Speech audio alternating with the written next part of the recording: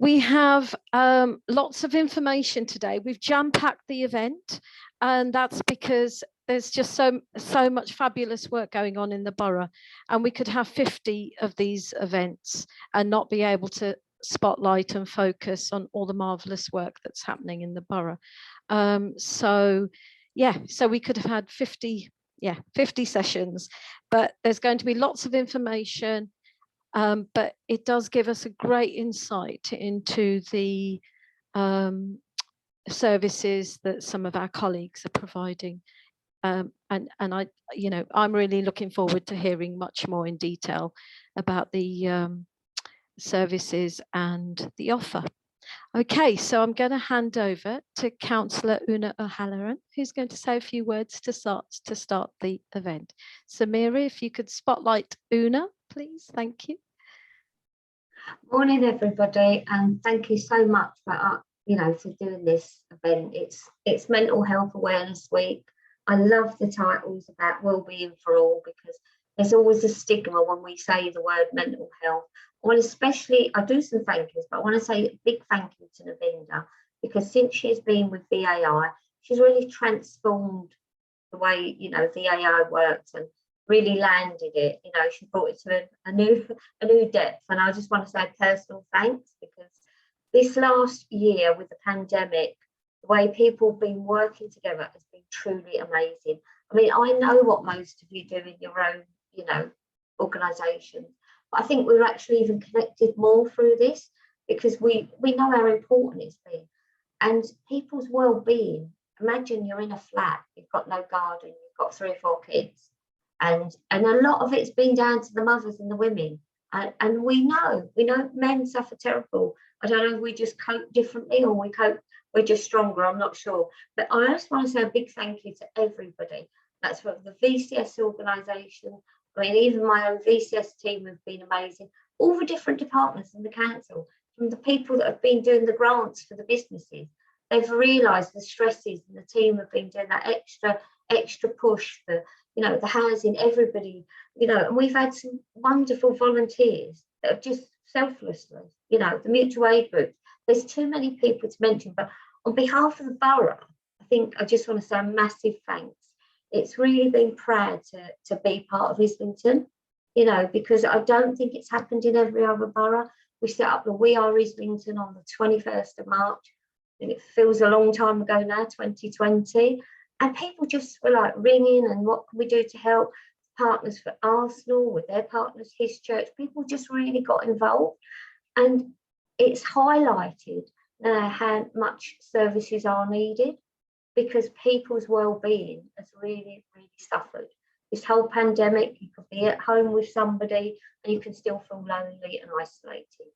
And the inequalities, and that's why I'm really pleased about the Fairer Together. Because if this works, it's about us supporting each other. The council can't do it on its own.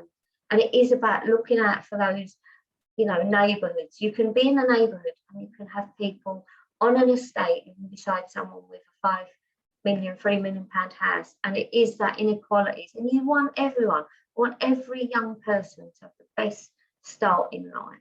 And I'd also like to see how we work and get into schools, because this week I went to an event yesterday, and the speaker there was talking about, when you're an adult, we don't talk about people's mental health. It should be on the school curriculum, for the, as well as your, teaching other subjects. It's okay to feel down. It's okay. But you need to talk to people. You need to reach out.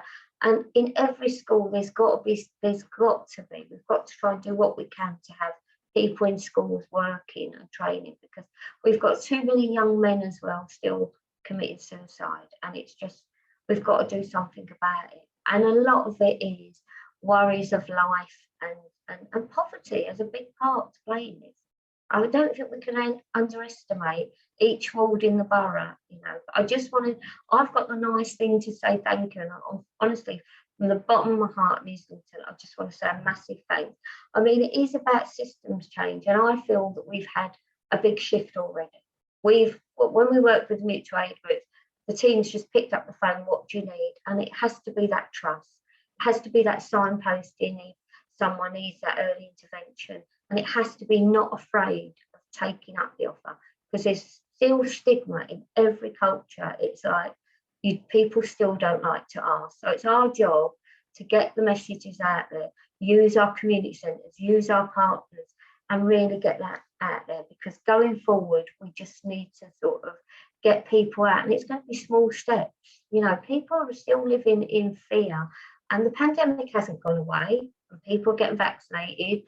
But to me, it's how do we move people forward safely and do something about it. I know Emma Whitby's going to talk a lot later about the Camden and Islington, the transformation there. And I mean, I always sort of get a bit nervous when there's transformation and system change and words like that.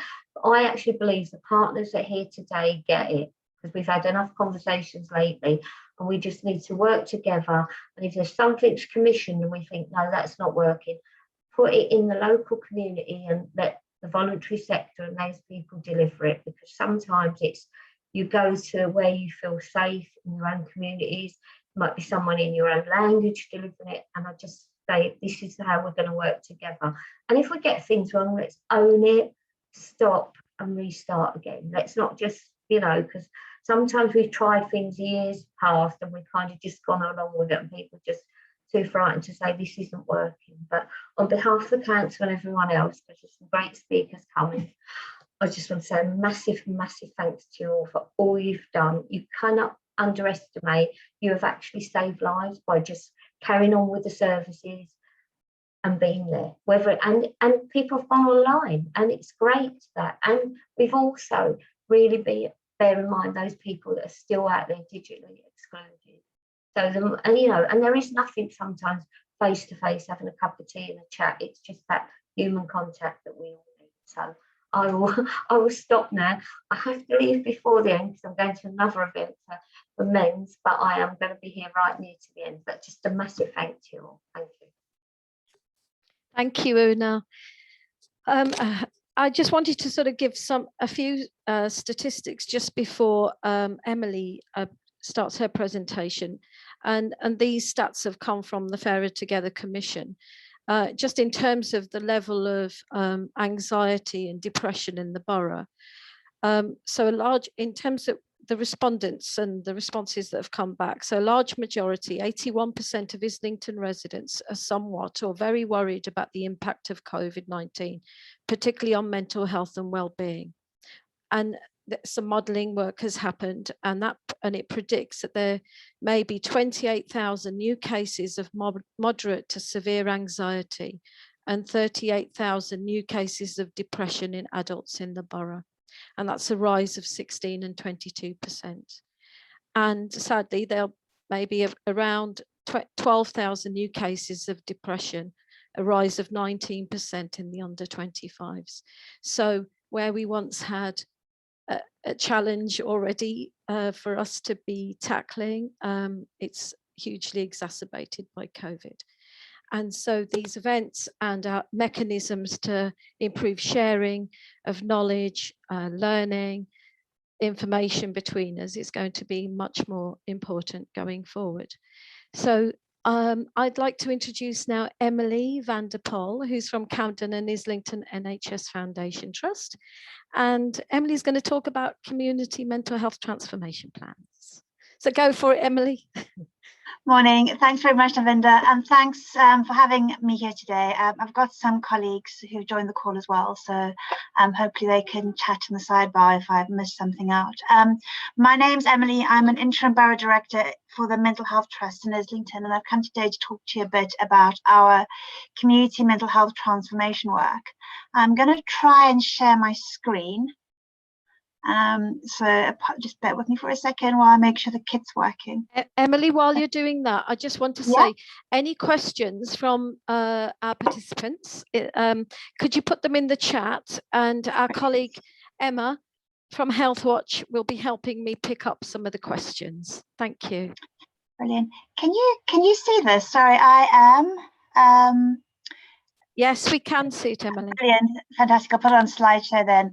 I have lived my life on Teams as opposed to Zoom over the past few months, so Please bear with me. So as I said, I'll come to talk a bit about the community mental health transformation and what this means for local people in Islington. The community mental health transformation program is a response, is the mental health component, or the community mental health component of the NHS long-term plan. And apologies for those of you who are less familiar with this document than others. It's basically describing what the NHS needs to do over the next sort of 10 years or so, and how it really needs to transform to be a far more integrated organisation that really engages with local communities and delivers really timely, responsive preventative care. So within the mental health system, this means working very, very closely with GPs and the primary care network. So there's clusters of GPs working very closely with particular populations around them, and working very closely with the voluntary and community sector. So the VCS is absolutely essential. Local authorities, physical health providers, families and carers, really trying to create a really responsive, flexible, proactive way of working. And a way of working that thinks a lot about prevention and also thinks about sort of population health management. And by that, what we mean is really getting to know who's in our local communities, what their specific mental health needs are, and working together with partners to try and address those in a really preventative way. It's quite a significant change for healthcare services. What we've tended to do in the past is think very much about the people who are on our caseload, and had a very model that goes very much along the lines of you are seen by your GP, you're referred into a specialist service, something happens over a period of time, and then you come out the other end, or you don't. And some people stay on caseloads for a very, very long time and don't necessarily have the benefits they would like to have from that. And other people really struggle to access services. And what we're trying to do with the Community Mental Health Transformation Programme is change that. So we're developing a model of core teams. So these are multidisciplinary teams with doctors, nurses, therapists, social workers, members of the voluntary community sector. So organisations potentially like Age UK, Manor Gardens, Help on Your Doorstep, Mind and others, working very closely with primary care networks, closely with GPs. And then those teams will we'll also have our existing services of teams like the personality disorder service, our teams working with people who've got more severe illnesses like psychosis or very complex depression, anxiety and trauma. Those teams will still exist, but we'd expect them to have smaller caseloads and shorter waiting lists, because at the moment the waiting lists are very, very long for many of those services and they're difficult to get into. We would expect services to be more accessible, so that there wouldn't be a wrong door. At the moment, most of our referrals come in through GPs. But what we'd like to be able to offer is a service that's far more accessible, and that potentially somebody with a mental health problem could gain access to specialist mental health provision through contact with a voluntary sector organisation. And there's a particular focus on a number of conditions within the core mental health teams. So we're thinking about older adults. We're thinking about service users who've got psychosis, who are quite disabled by that, personality disorders, eating disorders, and also just picking up on Navinda's point earlier, there's a particular emphasis on working with younger people, so those who are aged 18 to 25. And this priority existed pre-pandemic, but you're absolutely right, Navinda, there's a real challenge for younger people, particularly arising from the pandemic, and a significant increase that we've noted in mental ill health, so that group needs particular attention. What we're trying to do is address many of the barriers that I suspect local people, VCS, have all alluded to in terms of our current challenges around mental health provision. We know that in Islington there are very high rates of mental ill health, particularly psychosis and depression, compared to the rest of the population in the UK. But we also know that our community mental health caseloads are significantly under-resourced, and we have far smaller staff groups relative to population need than any other area in the UK. So that's Camden and Islington combined. And that's not necessarily through kind of a lack of investment from our commissioners or from social services. It's really kind of a factor of the level of mental health we have in our population. So critically under-resourced, and that in part has led to sort of challenges like those I already mentioned in terms of difficulty accessing services and having a very reactive model. So we tend to So people report an experience of needing to become really very unwell before they're able to get the attention they need, and feeling like they're being sent away or being sent away to kind of get worse before they can access treatment. So we want to have a system that's really focused on, as I mentioned, population health and prevention, making sure that people can access care as early as possible, as early as they need it. And really addressing those health inequalities as well. So again, we know that people with a serious mental illness die some 15 to 20 years earlier than their non-mentally unwell peers. And also we know that people from BAME backgrounds are particularly poorly served by mental health services. So that's young men not coming to attention particularly early. We know that there are some communities who experience significant stigma around mental ill health. We know that if you're a young Black male in particular, you're more likely to come to mental health care late in an acute crisis state, potentially be admitted under the Mental Health Act, or you'll present through criminal justice systems rather than necessarily through our primary care services. And we know that lots of mental health is driven by social determinants. So people not having employment, inadequate finances, not great housing. So we need to really think about how we can actually, when we talk about prevention, we're thinking about how we can address many of these barriers as well. And trying to work in a cross-sector way with partners like substance misuse services and the VCS, as I mentioned. I think one thing that's quite positive about this model is that it really recognises that health providers can't do it all and shouldn't do it all, and that there's some things that we've tried to do in the past on our own where we're really not very good at it. And there's a very explicit recognition that there is a crucial role for the VCS to play in how we engage with communities and how people access support. And there's advice and engagement and stuff that the VCS does that we're not in the right place to do it. We don't have the right skills to do it. I mean, we need to recognise that and actually resource the VCS to do the stuff that they really do very well anyway, as part of this wider model. So as I mentioned, we're going to be developing these core teams, which are multidisciplinary teams wrapped around primary care networks, so these clusters of GP practices, and enhancing our intensive teams. I mentioned that our services are critically underfunded generally, but we have received some additional funding to deliver this programme. So we've got money from NHS, from central government to deliver an enhanced community mental health model. And this piece of work is happening all across north central London, but in Islington we're starting our work around developing this new enhanced mental health service in 2 of the primary care networks, so Central 1 and Central 2, which is generally the sort of central locality in Islington. What we want to be delivering is a really integrated, holistic way of working with people, so addressing all of their needs in terms of substance misuse, housing support, working with families, making sure their physical care needs are looked after, working very closely with GPs, making sure people can access our intensive teams when they need to, having a really holistic offer, and the VCS is absolutely crucial to that. We're thinking about how we understand people's mental health care needs and their lives generally in terms of 11 domains. So they're listed there in terms of relationships, accommodation, etc., and employment. And thinking about how we can develop care plans for people that address these domains in a way that's meaningful for them, but also a care plan that's really shared across all the people who are working with that individual.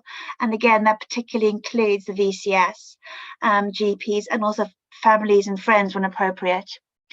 In order to do this, we're going to be using a tool called Dialogue Plus, which is an evidence-based care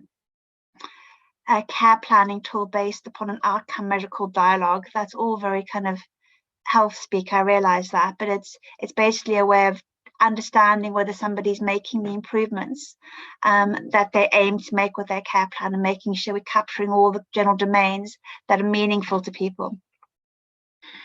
This diagram sort of sets out how we imagine the model is going to work. So the primary care network is firmly located in the middle, so that's our cluster of GP practices. And we think that most people will carry on accessing services through our primary care networks and through GPs. But again, there's no wrong door or no, there's a clear front door, but actually people can access services in different ways. So at the moment, for example, many people contact services via crisis teams, via GPs. People gain access via social services, via IAP services. All of that will remain in place as well. And we will work to be a far more accessible organisation and make sure people can access care in a really timely way. we really want this model of working to be very, very firmly located in the wider community.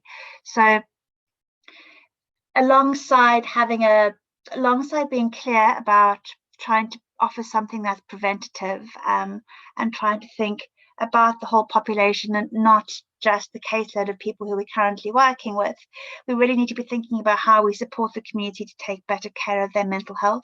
So it's fantastic to be invited to an event like this today, where we can talk about how we can work together to make sure that Islington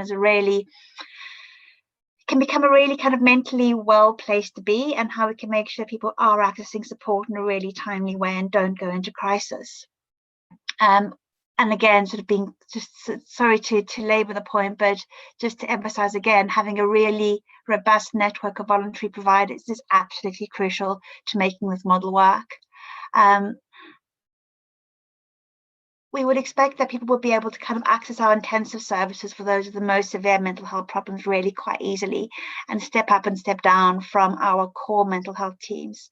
So again, trying to get rid of the sort of very long waiting list people might experience, where they might get nothing for ages whilst they're waiting for something specialist.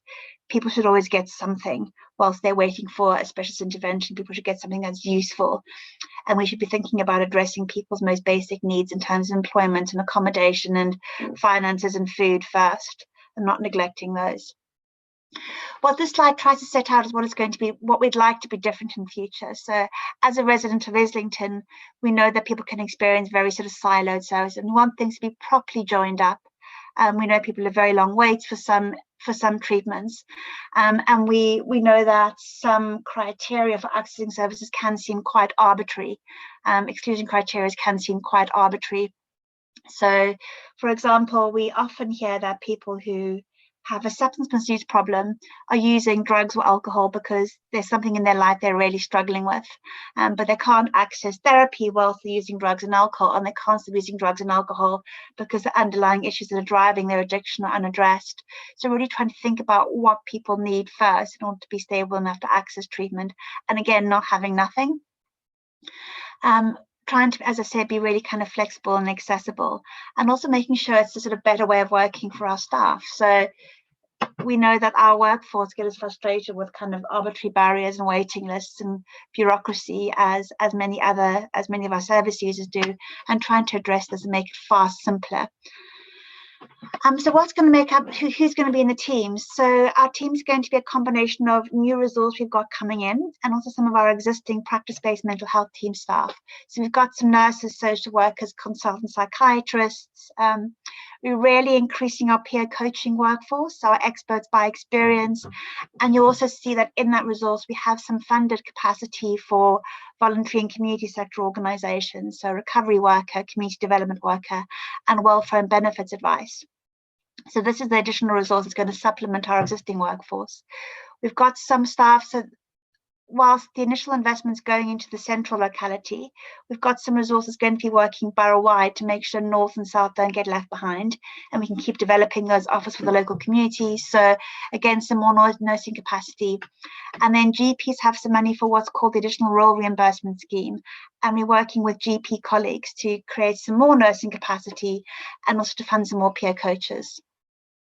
In terms of our implementation, we've currently been recruiting like it's going out of fashion, and we are planning a soft launch for the new central locality core team in July of this year.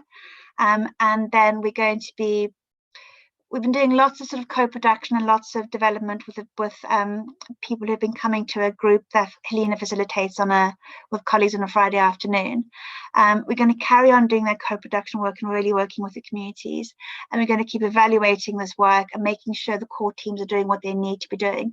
So touching on Una's point earlier, making sure that we don't just kind of, that we do try to keep improving, that if it's not working as we expect it to, there's space to make sure that that's changed.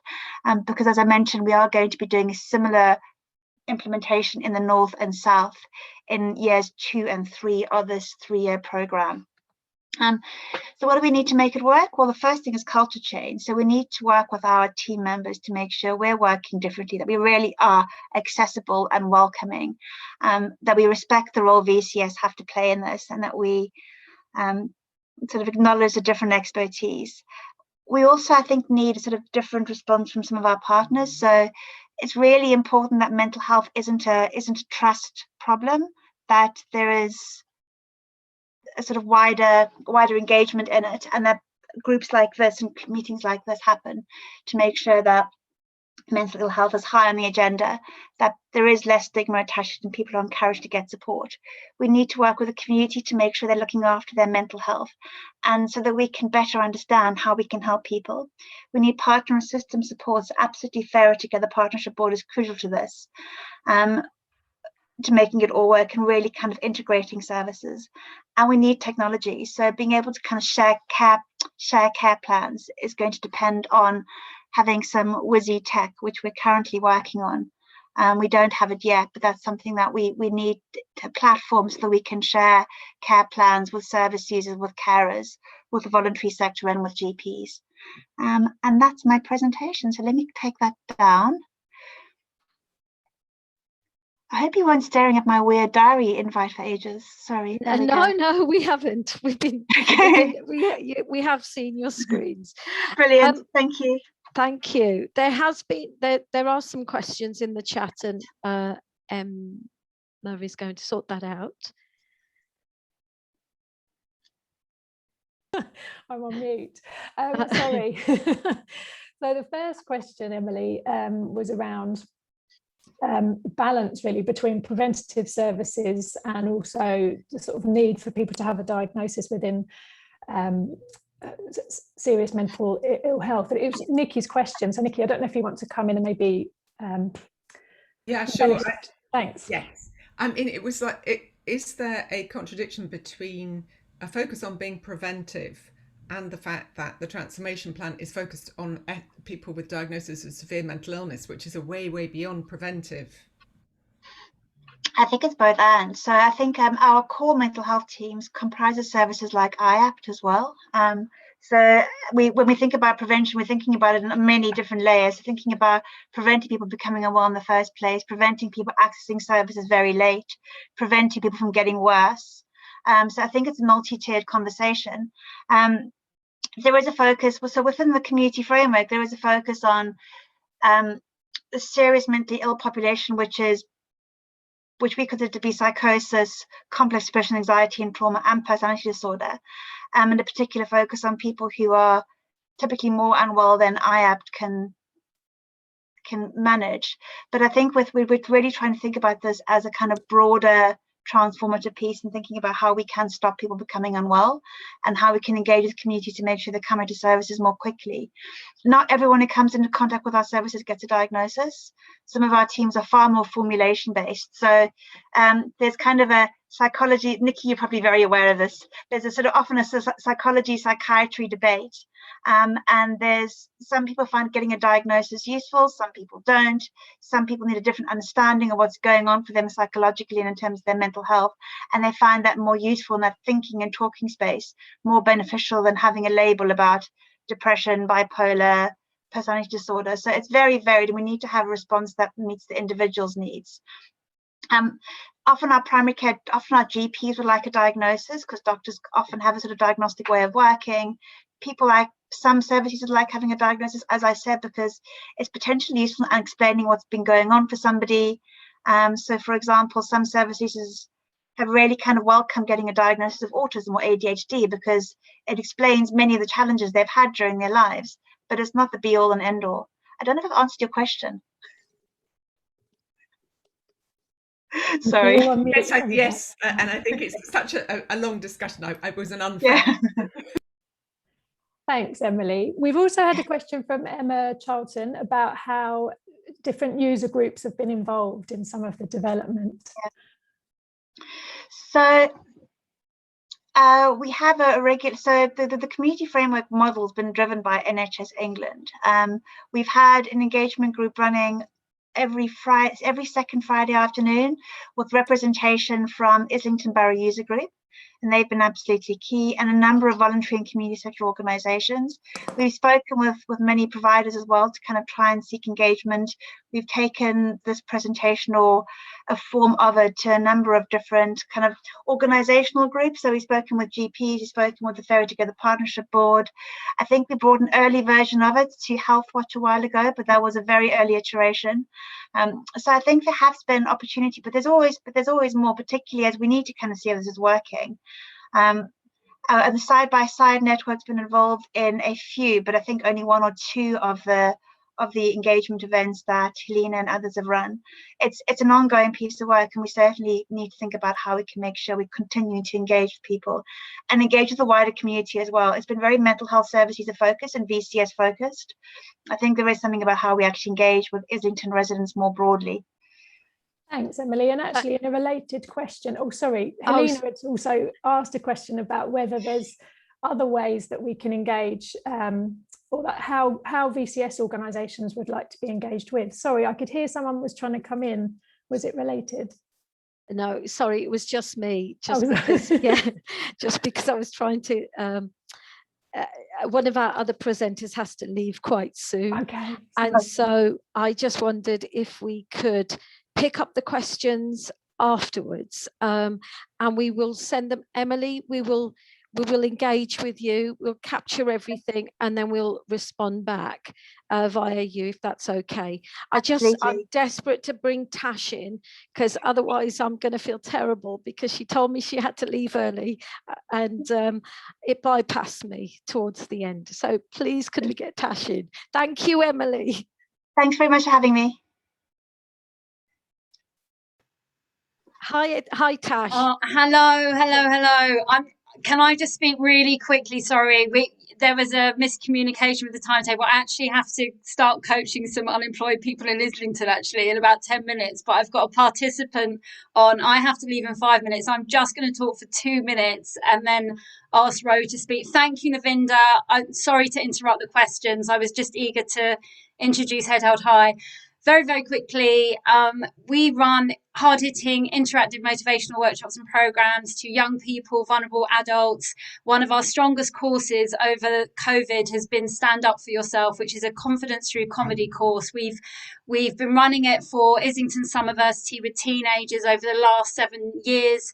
Last year, because of COVID, because of mental health, we ended up partnering with Mind. We've been now working with Mind in Barnet, Newham. I think there might be somebody in Mind from Islington on the call. It would be great if you wanted to get in touch. The feedback, the outcomes have been absolutely fantastic. The power in comedy is massive, especially when you're struggling, when you're feeling challenged. It helps people really dig deep to bring out their bigger selves, and also they all choose what to write about. And generally, and what has happened over this last year is people, especially Ro as well, who's one of my funniest participants ever, who joined us in Islington last year, and I'm not just saying that, Ro, chose to talk about stuff that had been really difficult and challenging in their lives. And this has been quite an emotional journey for me, because we've never ran this in a pandemic, and after last year it was total proof of how Stand Up For Yourself really does help improve people's well-being and mental health, and it's given people the confidence after the course. It's not about them becoming stand-up comics, although Ro, I think you make a great one. It's about we've had clients have the confidence to then set up their own business, go into it, further education, just take action in other areas of their lives, because it's about achieving that result at the end. And I'm so used to midway people trying to pull out. We have people suffering from mental health issues who are spending most of the week in bed but managed to get online. We were doing it with young adults from Mind online last year, and it was just wonderful to have this 2 hours of laughter that just invigorated everybody, and then we all went back to our lives. And if I can just quickly, I'm speaking so quickly, but if I could hand over to Ro, and Ro, if you want to just share something, we've literally got a couple of minutes, that would be great. So Ro joined us face to face in the first lockdown last summer in Platform in Islington. Yeah, hi guys, I'm Ro. So the course came at a really interesting time for me, because I was just coming out of a mental health crisis, and I was still struggling to move forward and put it behind me. What the course did was help us all to take our pet peeves and life experience, like the pettier the better, and the painful ones too, and find the funny in them. And for me, going into what was painful for me and finding a way to smile and laugh about it really helped me process and find a way to view it from a new perspective. I was able to talk about my therapist and about staying in hospital with mental health, which I never would have been able to do if it wasn't for comedy. Like to walk into a room and to share my story through comedy without feeling ashamed and without feeling like people would feel sorry for me was really just, it was freeing. Also, it was hilarious being around all the people in the group making comedy. We were all finding funny in life together, and I felt supported and understood. Really, I surprised myself out of the rut that I was in by doing the course, and it's this really, really good memory that I'm clinging on to through this year of lockdowns. So thanks to Tash and Head Held High for the opportunity to do the course, because I did leave with my head held high. If you're trying to make me cry, you're doing really well, Ro. Ro, I had no idea what Ro was going to say, but Ro, thank you so much. And it was just an absolute joy working with Ro, and I really, really appreciate that feedback. If you want to see Ro in action, I'm going to promote you now. If you go onto our website, Navinda's saying yes, she's talking to her mic whilst being on mute. Now that is a technique. If you want to check us out really quickly, oh gosh, I've got to rush, www.headheldhigh.org.uk. There's a YouTube link, and we've got clips of our stand-up courses from last year in Islington, and Rose doing some fantastic stuff, and hopefully we're still going to be working together, as there could be a possible performance for Ro at the Comedy Store for a fundraising event that we're trying to make happen. Anyway, I will shut up now. I'm so glad we got to speak. We really want to do more work in Islington and work, in partnership with other mental health organisations. Please do get in touch. Tash at headheldhigh.org.uk. Thank you for those few minutes. I really wish you have a great event. I'm sorry we can't stay, but Navinda, thank you for squeezing us in, and lovely to see you all there. Thank you so much. Thank you, Tash. Thank you, Ro. Have a good day yourselves. It's just so amazing. Thank you. Thank you. Okay. So I'm really sorry we had to rush through Emily's presentation and the questions, but we will find mechanisms to carry on with that conversation. So next up is Nikki Forsyth from Talk for Health, who's going to talk about the organisation's psychotherapist peer counselling programme. Thank you, Nikki. Yes, hi. And can you tell me, Navinda, when you want me to stop? Yeah, have about 10 minutes. Okay, all right. So hi, everybody, and really good to hear from everyone so far about the exciting plans and activities going on. So just going to share my screen. Can you see that now? Yeah, okay. So who am I and what is Talk for Health? So I'm a psychotherapist with my own what's called lived experience of mental distress, and I'm the CEO of Talk for Health, and I developed the programme in 2008. So I'll say a bit more about what it is, but it's a group peer counselling programme that's been commissioned now in Islington and Camden since 2014, so that's 7 years. We've had about 900 people through the programme. And that now forms a really lovely therapeutic and wellbeing community of people who collect together in groups, and I'll explain how that works in a minute. But the principle really is that everyone gets and gives ongoing therapeutic and wellbeing support using techniques from therapy which they have learned. Really stuffy, What? B? Sorry, could everybody mute themselves, please? Okay. I can. Sorry. Hang on, Nikki. Okay.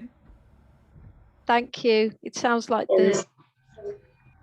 And we think of Talk for Health in the end, not as fixing an illness, but part of your psychological 5 a day. I guess I came to the conclusion with therapeutic talk and my own therapy that actually having space to talk about my feelings truthfully and get good skilled feedback from others who could be peers was an ongoing well-being practice. So I guess that's the difference. We're using psychotherapeutic techniques, but we see that as not just a recovery practice, but a well-being practice. And the outcomes are to do with well-being, building community, and a sense of empowerment for everybody in the community. Why did I do it? I often ask myself this at the moment. So originally it was my own personal and family experiences of mental distress and therapy. I saw my own mum, who was a doctor and an author, and a very able and incredible woman, regularly on psychiatric wards. The same thing happened to my sister. When I had a breakdown of my own in my 20s, I decided to go into therapy, and I did a very long, boring and arduous type of therapy. And I was a researcher then, so I got very curious about how therapeutic talk worked. And that eventually led me to developing Talk for Health.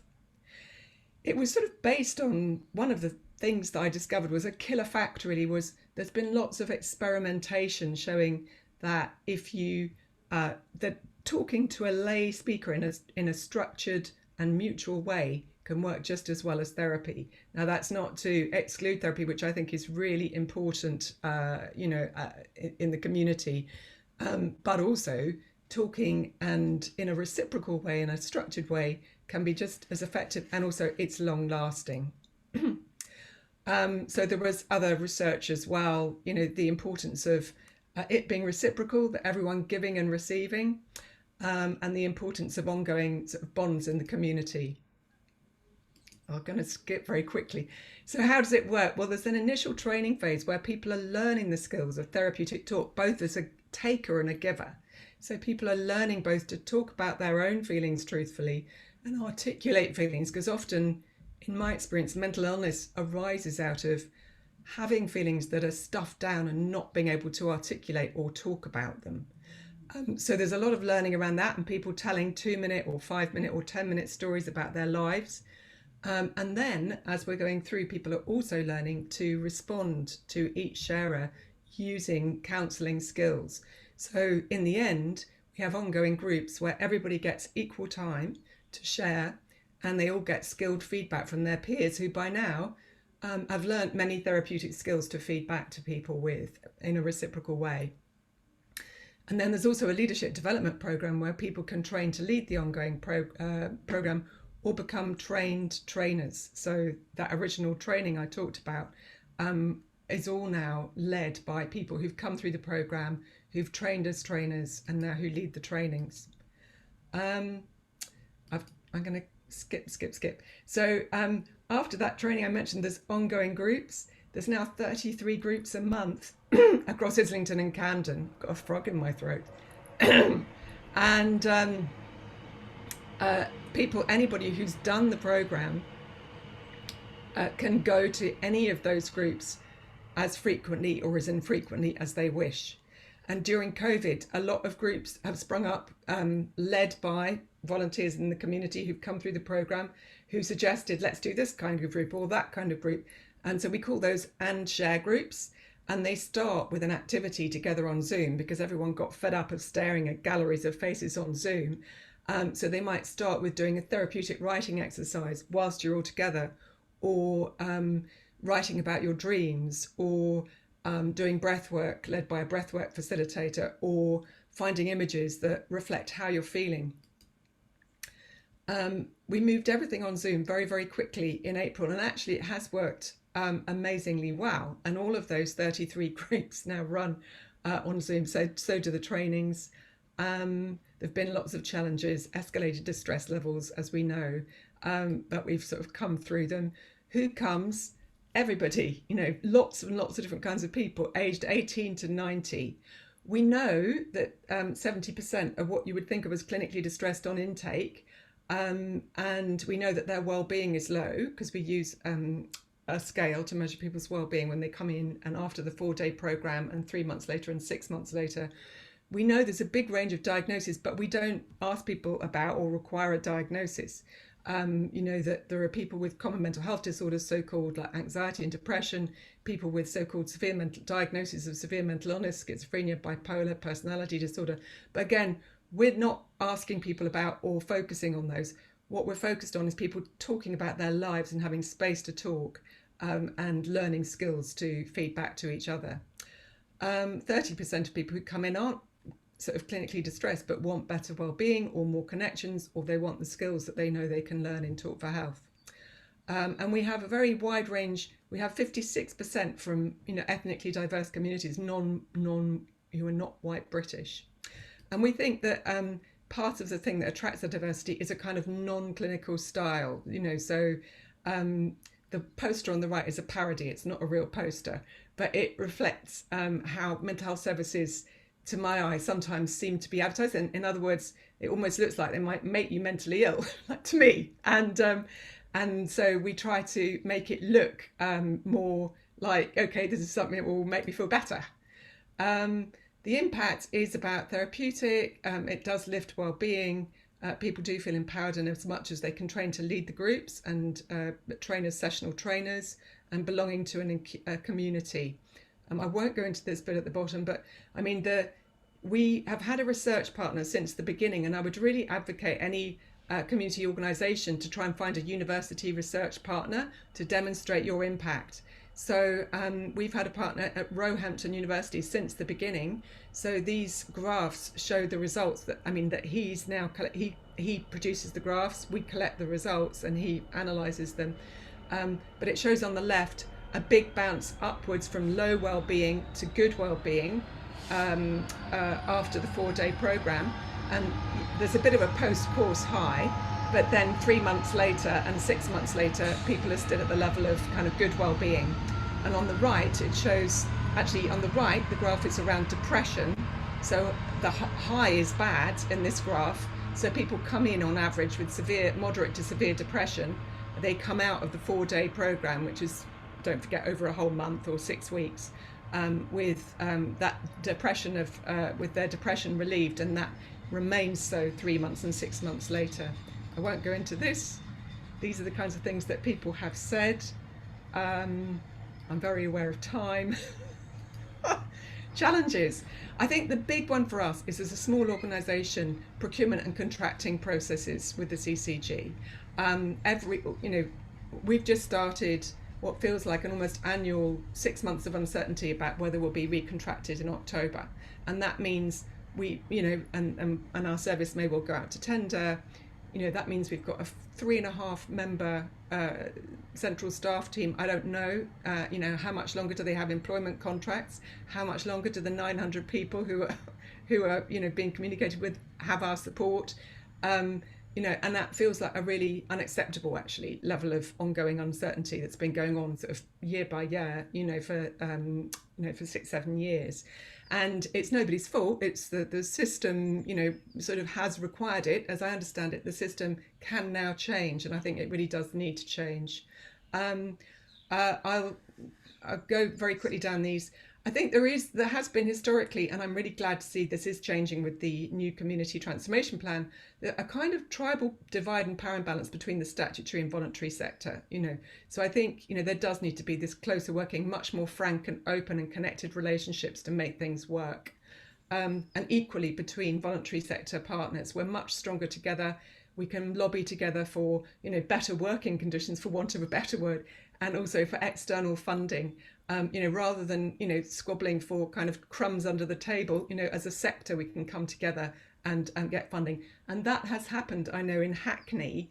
I was looking at it, that Hackney voluntary sector, the equivalent of VAI, have managed to get in £10 million, I think, to support the voluntary sector. And I think if we all work together, we can do that. We can have a much bigger pie to get slices of, and make sure that it is shared fairly, and that that voluntary sector, we are paid properly for what we do, because at the moment there is chronic under-resourcing, especially for core costs. I often, I in our small team, staff regularly burn out, and I do need to be able to offer them long-term jobs and properly paid jobs in order to keep doing what we're doing. And finally, there needs to be time to solve all of this. So I know that we and various others have been invited to sit on boards. Many people have not been able to sit on those boards because they just haven't had the time. They're so stretched, they can't participate in the consultations. So I kind of feel like it would be fair, for voluntary sector organisations, somehow that to be built in, to be paid to participate in all of these ongoing boards and co-production and so on. So that's my lobby and plea and call to action. Thank you, everybody, for listening. Thank you, Nikki. You've raised some really important points, and it's, Emily earlier, was very open about some of the challenges that we face in Islington, and I'm just reassured that we're having a very open debate and conversation piece, and an opportunity to help us move forward with all of those issues. Thank you, Nikki. We are now going to be hearing from Anna from Sunnyside Community Gardens. So we're looking forward to hearing from you, Anna. Hello. Let me try and share the screen. Let's see if this works. Can you guys see this? Is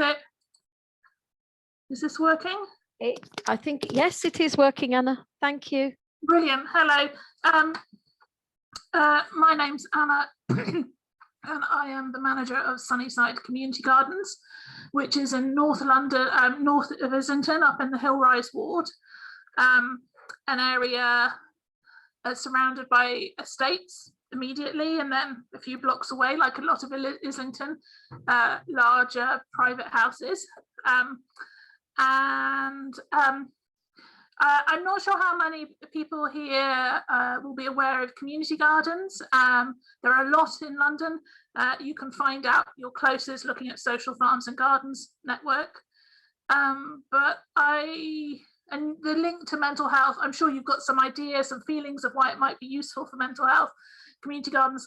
But I wanted to just very briefly talk about our approach and why we think it helps mental health, or how we know it helps mental health. So the question I wanted to sort of ask you to just sort of consider is, where do you feel part of your community?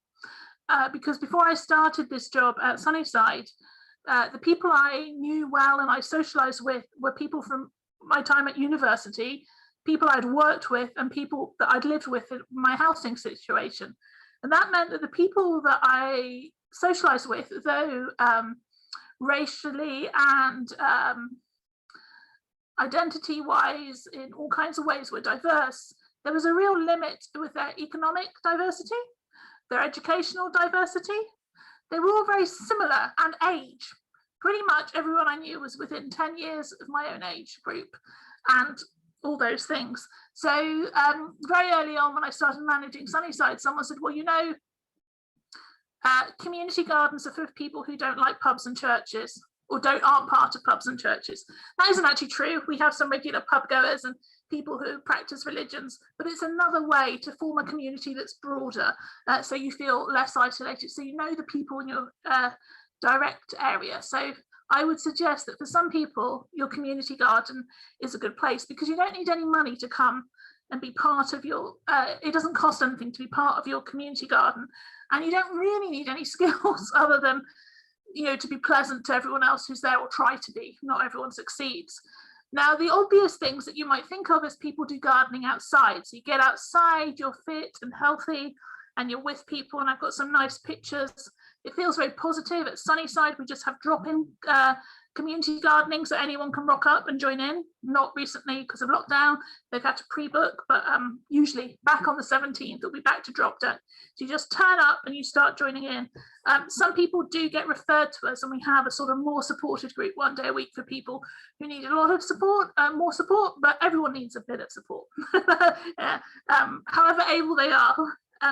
But the other things that you do together in a community garden, which maybe I just think are very beneficial for mental health. It makes you happy. Sorry, that's a smile of people making a smile with the autumn leaves. Is as well as gardening, we all sit down and have lunch together. And this is a great way.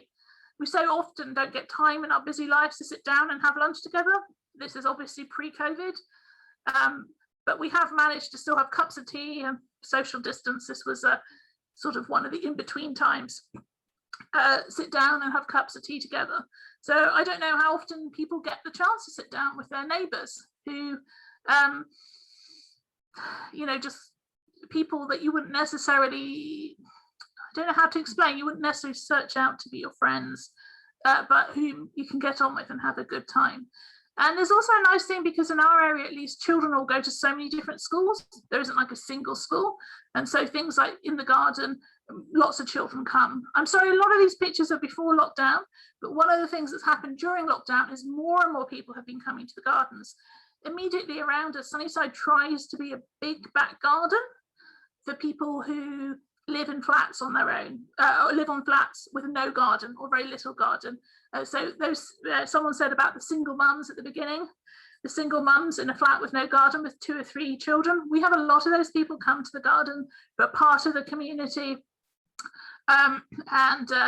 We're doing a sunflower growing competition, and they're growing sunflowers on their windowsills and bringing them to the garden. So we've had a massive uptake in use of the garden over lockdown. It's just been very, very busy. And of course, some of that time we weren't actually able to get volunteers in to look after it. So it's challenging. What else? We always seem to take all our nicest photos in the summer, but we're here all year round. And there's a real, I think in the winter, people get into their flats and they just don't want to come out. Having Sunnyside means you get out in the different weather, even in the worst weather. And these are a couple of our volunteers who are making snowmen, just to see how, you know, it's an excuse to get out of the house, because when it's really cold and miserable, no one feels like it. And then this is the sunflower competition I was just talking about, which is we've had to be really creative in how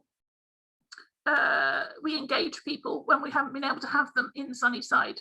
So people have been growing us sunflowers that we're going to plant and have a sunshine, 100 sunflower display to be really cheerful.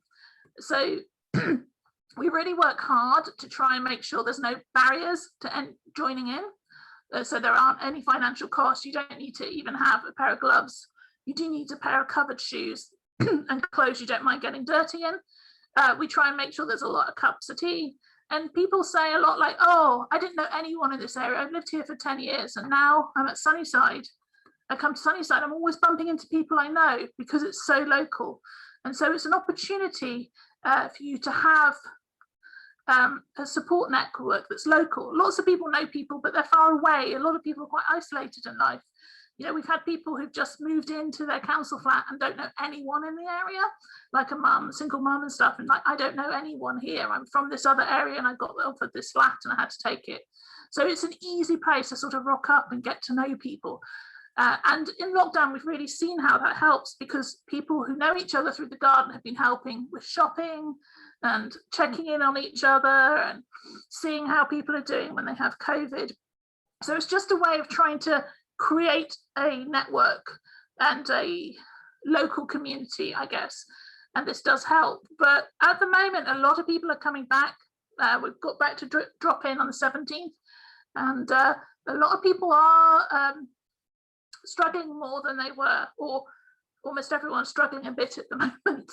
And so we're trying as a community to try and figure out how we're going to support each other with that when everyone's struggling. And that's quite tricky. So that's why I was so keen to accept this, is because mental health is always an issue. At the moment, our volunteer days are Monday, Tuesday and Friday. We are going to start on Sunday soon, but at the moment they're through the week. And so it's generally people who work shifts, people who are long-term unemployed, people with health problems, people who are retired, young parents with young children. So there's people who are free during the day, and often they become isolated because they've got nothing to do. There's nothing free and easy to do during the day. So by having this community garden, they can become part of that. So yeah, that's how we try and combat isolation at Sunnyside. And that's it, really. Thank you, Anna. Some of those pictures made me smile, and I want to come, as I'm Yay! sure lots of other people in the audience do too. Absolutely, absolutely. Or get involved in the community garden near you as well, because there's lots Yeah. of brilliant ones. So it's through social farms and gardens. But you're very welcome at Sunnyside, all of you. Yeah. Thank you. Just one last question. How long have you been actually operating? Because I know you're a very small, tiny charity. Over 42 years. Yeah, great. I knew it was a long time. Thank you. A really long time. Yeah. Thank you, Anna.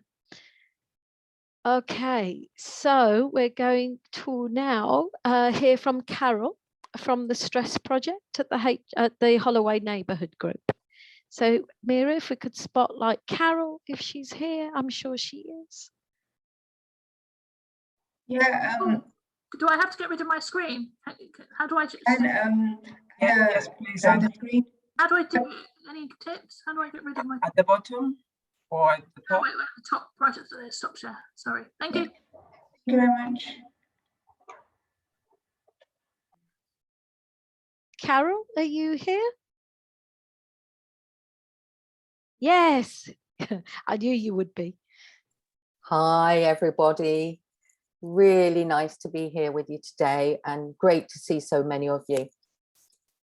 I think it's a real opportunity for us to address some of the inequalities, particularly around mental health in the borough.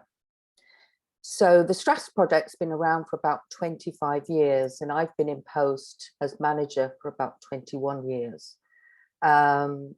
So we're quite established in the community. We also have another centre, which is the old fire station, which dates back to the early 70s, I believe. So it was a bunch of residents, neighbours that got together and they wanted to see changes in Holloway. The Stress Project is essentially a therapy centre, and that came about really when there was a shift in mental health. So coming from institutionalized mental health, people being in hospital for long periods of time, to sort of a care in the community.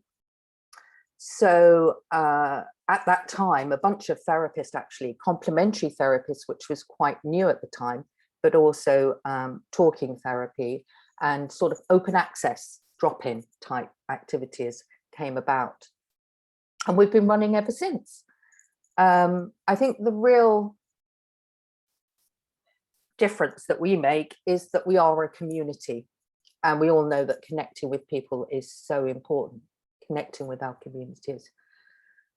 So we believe we do that really well. So many clients, or many service users, if you like, return to us when they feel that they need some support. And I think that sort of timely intervention is so important for us.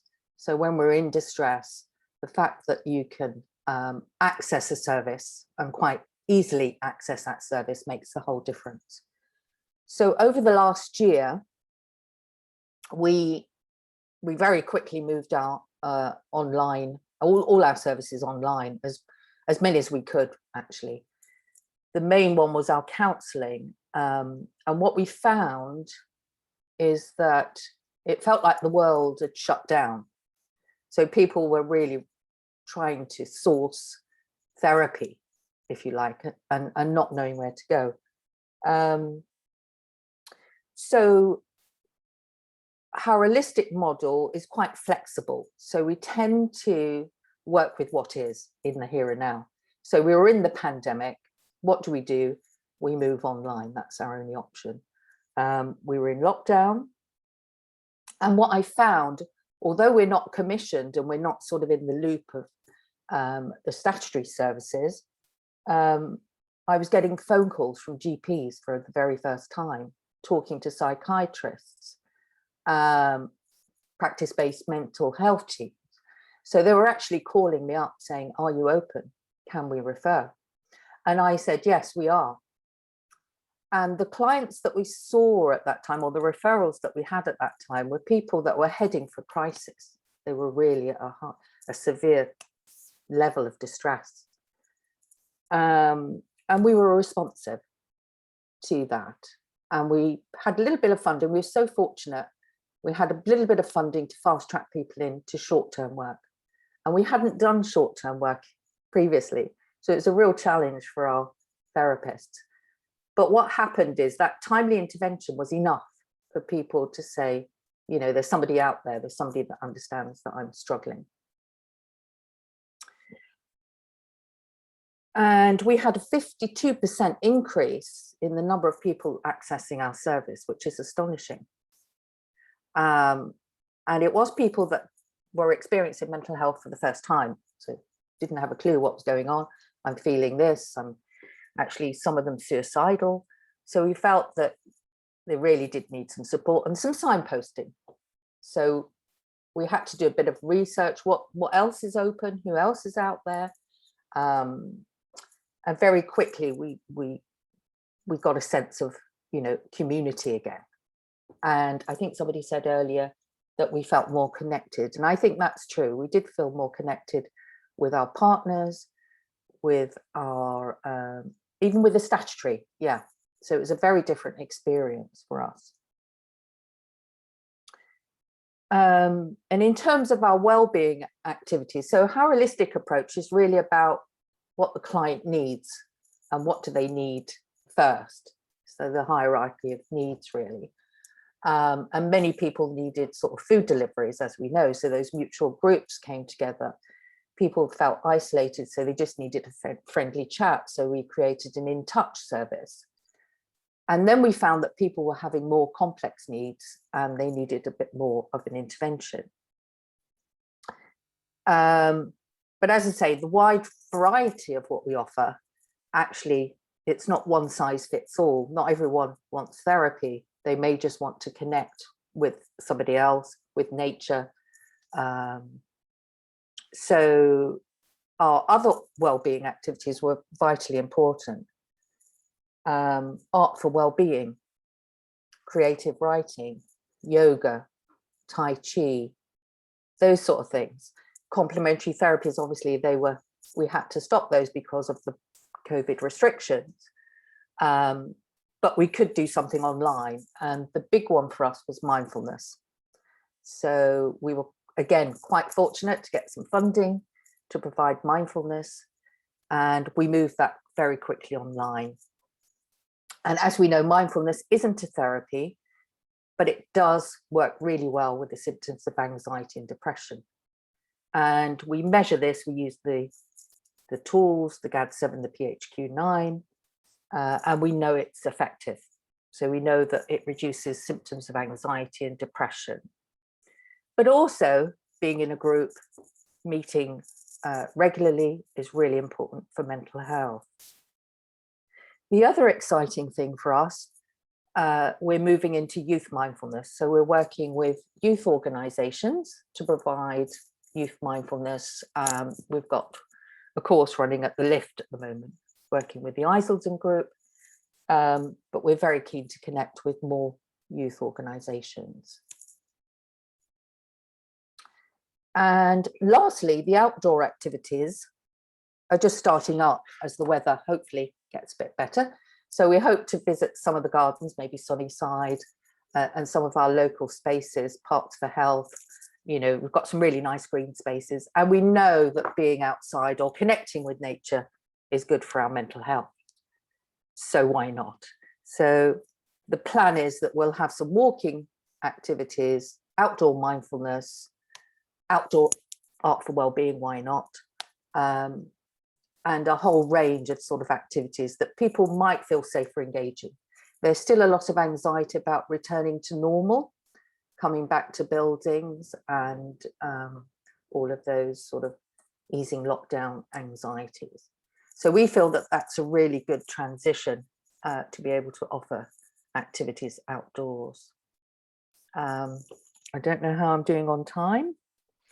I did produce a video. I don't think it's probably worth playing it now, Navinda. We will get it out on Twitter and all our social media. Rightio. Unless you tell us not to. No, I think that's okay. Yeah, I think you've given us a fantastic insight into your services. I know the building in a Mayton Street, and who would know, and I know you're co-located in other areas, who would know that all the fantastic work that you're doing is that's the hub of it all. And I'm really welcome there, and I'm sure others do, your reach into young people and the work that you're doing at the lift. Thank you. Thank you, everyone. Thank you. Okay, so this is going so well because the next because of our theme in terms of nature, and Emma, you're here, I know.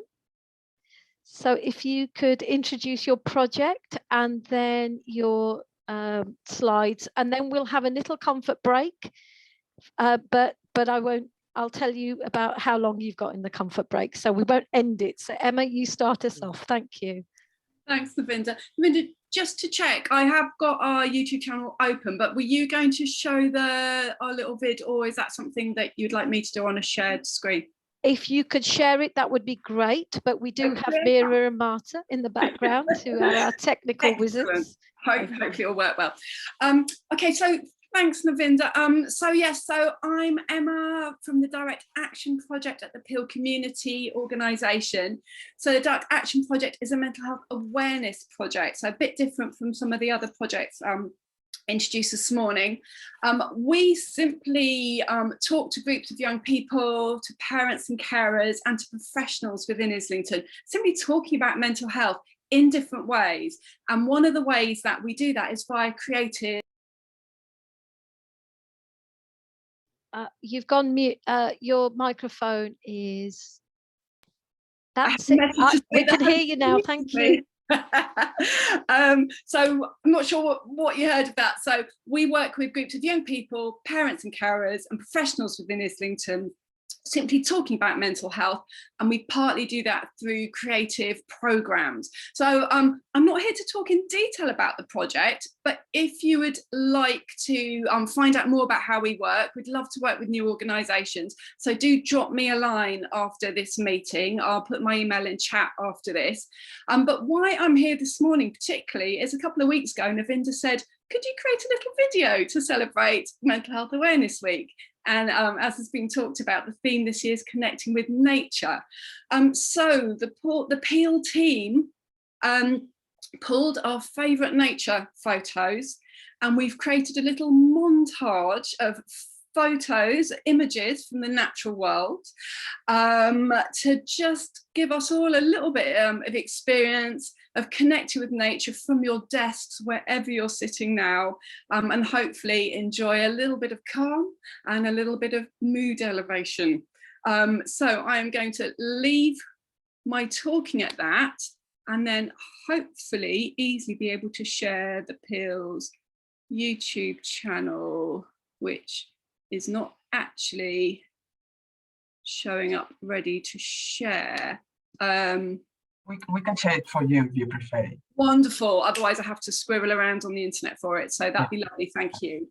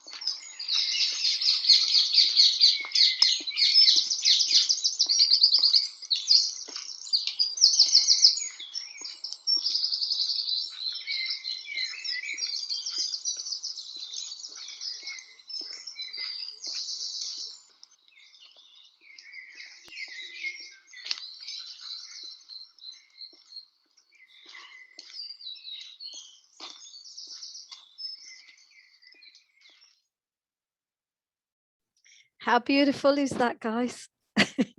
That makes me emotional, as it does. I can see other people smiling away. Thank you.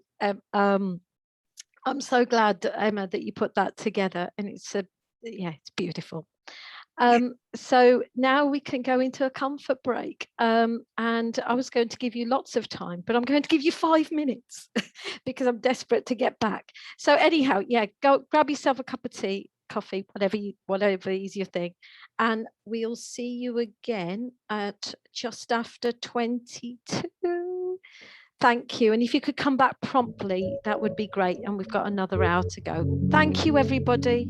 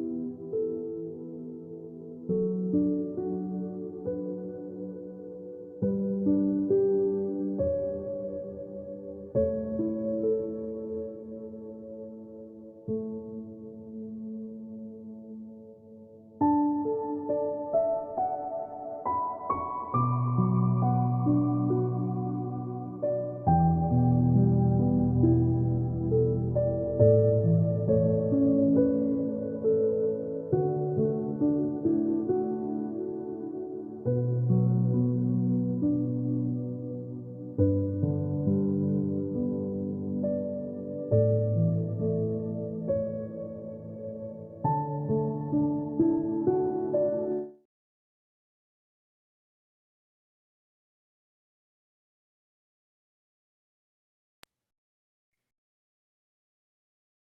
everybody. Okay, well, I'm back. It was a quick round trip to make some coffee. Okay, we've got a slight change to the running order, but it'll be okay. So, Jonathan, you're going to be talking about the training and mentoring support that you have in your organisation, and I know you're here because we've been communicating. Yes, I'm here. Yes, hello, Jonathan. How are you? Let me just expand my screen. Thank you for coming. Yes. Hello, everyone. This is the sunny part of Islington. Not many of you are here now, but please join me. Thank you very much. Yes, I'm Jonathan. I'm a CEO and founder of Mixed Martial Arts for Reform Progression.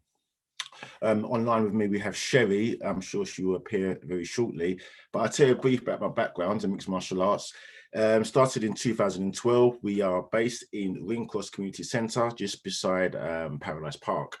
2 weeks ago, we've done a dilemma training session. Dilemma stands for disability, inclusion, learning, empathy for mixed martial arts. You see that on our website and also our social media platforms. Mental health, yes, big factor, big subject. Through our sessions, we've worked with many people, those from disadvantaged backgrounds, deaf, blind and disabled people. That's our main focus, using the disciplines of mixed martial arts. It has helped so many, I would say in the thousands, not say that I'm bragging myself, but in the thousands of people that we've improved their mental health. Our sessions is not just about combat sport, it has therapeutic methods towards it, meditation, and the art of being self-confident in yourself. And knowing that we're in this COVID culture, it's been very, very, very hard, as many of you explained earlier on in the conversations. So you can always find us on our website. We do resume our sessions from later on this month at Ringcross, and also we teach further afield, but mainly focusing in Islington. It's very important that this subject has been brought to this subject, and that our services are there to help those who are in need, especially those who are disabled and feel very isolated and wanting to step outside their doors. So do we have Sherry here? Sherry? Yeah, I'm here. Okay. Yes, Sherry has been with MMA Rap literally nearly from the beginning. Sherry was very shy. Yeah, do you know what? I'll let Sherry talk. From where Sherry started to where she has become now, you know, her story will tell for itself. So go on, Sherry. Yeah, since I started with Johnny, I've been just very shy, no like communication at all. I was very awkward when I first started, because I did love martial arts from when I was a child, but I was like, I could never find a place to actually like go to, because all of it is just like focuses on one type of technique, but he does like different demonstrations that can be like more of a learning curve for me. And since I started, I've gained confidence, I've made new friends that have other difficulties like I do. I have dyslexia and I'm borderline autistic, and I've met people that are even like have worse things than me, but we just like stay like together as one community, like don't judge each other. It's just been so helpful, because ever since school I've been bullied, and it's like just bring down my confidence so much. I just never found a place to fit in really. But since I've been with Johnny for like nearly 5-6 years now, it's just been great. It's been great because now she's become an assistant for MMA Rap. She has taught at EGA school. I'm sure many of you had heard of Elizabeth Garrett Anderson. She's taught there. Like I say, she's progressed so much. So I believe through our disciplines that her mental health has improved, increased, and also she's now sharing her knowledge and experience to those who who has been in her position. So it's been great to see that Sherry has, you know, reformed and progressed, and this is why the term MMA Rap is there, because MMA is the mixed martial arts side of it, and the reform and progress, which is known as Rap, is for everyone and everything. with its, going to an interview, with its, stepping outside your front door. So the rap is very, very important to us in the title of MMA rap. And yes, like I said, she's now taking classes. It's been great. Her confidence has risen, as you heard. And, we're actually in contact with a school where Sherry will be teaching again later in the summer holidays. So mental health is a big factor. It's a secret killer. Many people say that they're fine, but they're not. So, it's very hard to detect and identify for those who suffer these symptoms. But again, like other sessions and platforms that we have here on this Zoom, we're here to help you guys as well. And we want to enrich and empower you guys, no matter what background you're from, broken homes, we're all the same, and we all face these matters, but different stances in our lives. So yeah, please follow us, and you can find out more about us on www.mmarap.co.uk. Please follow us on our social media platforms, which Twitter, Instagram, Facebook, LinkedIn. And yeah, watch Sherry shine Islington. She's going to become some fantastic icon in Islington for the people that are looking up to her. So guys, thank you very much for listening to me. Please look out for Sherry. She is the prima donna.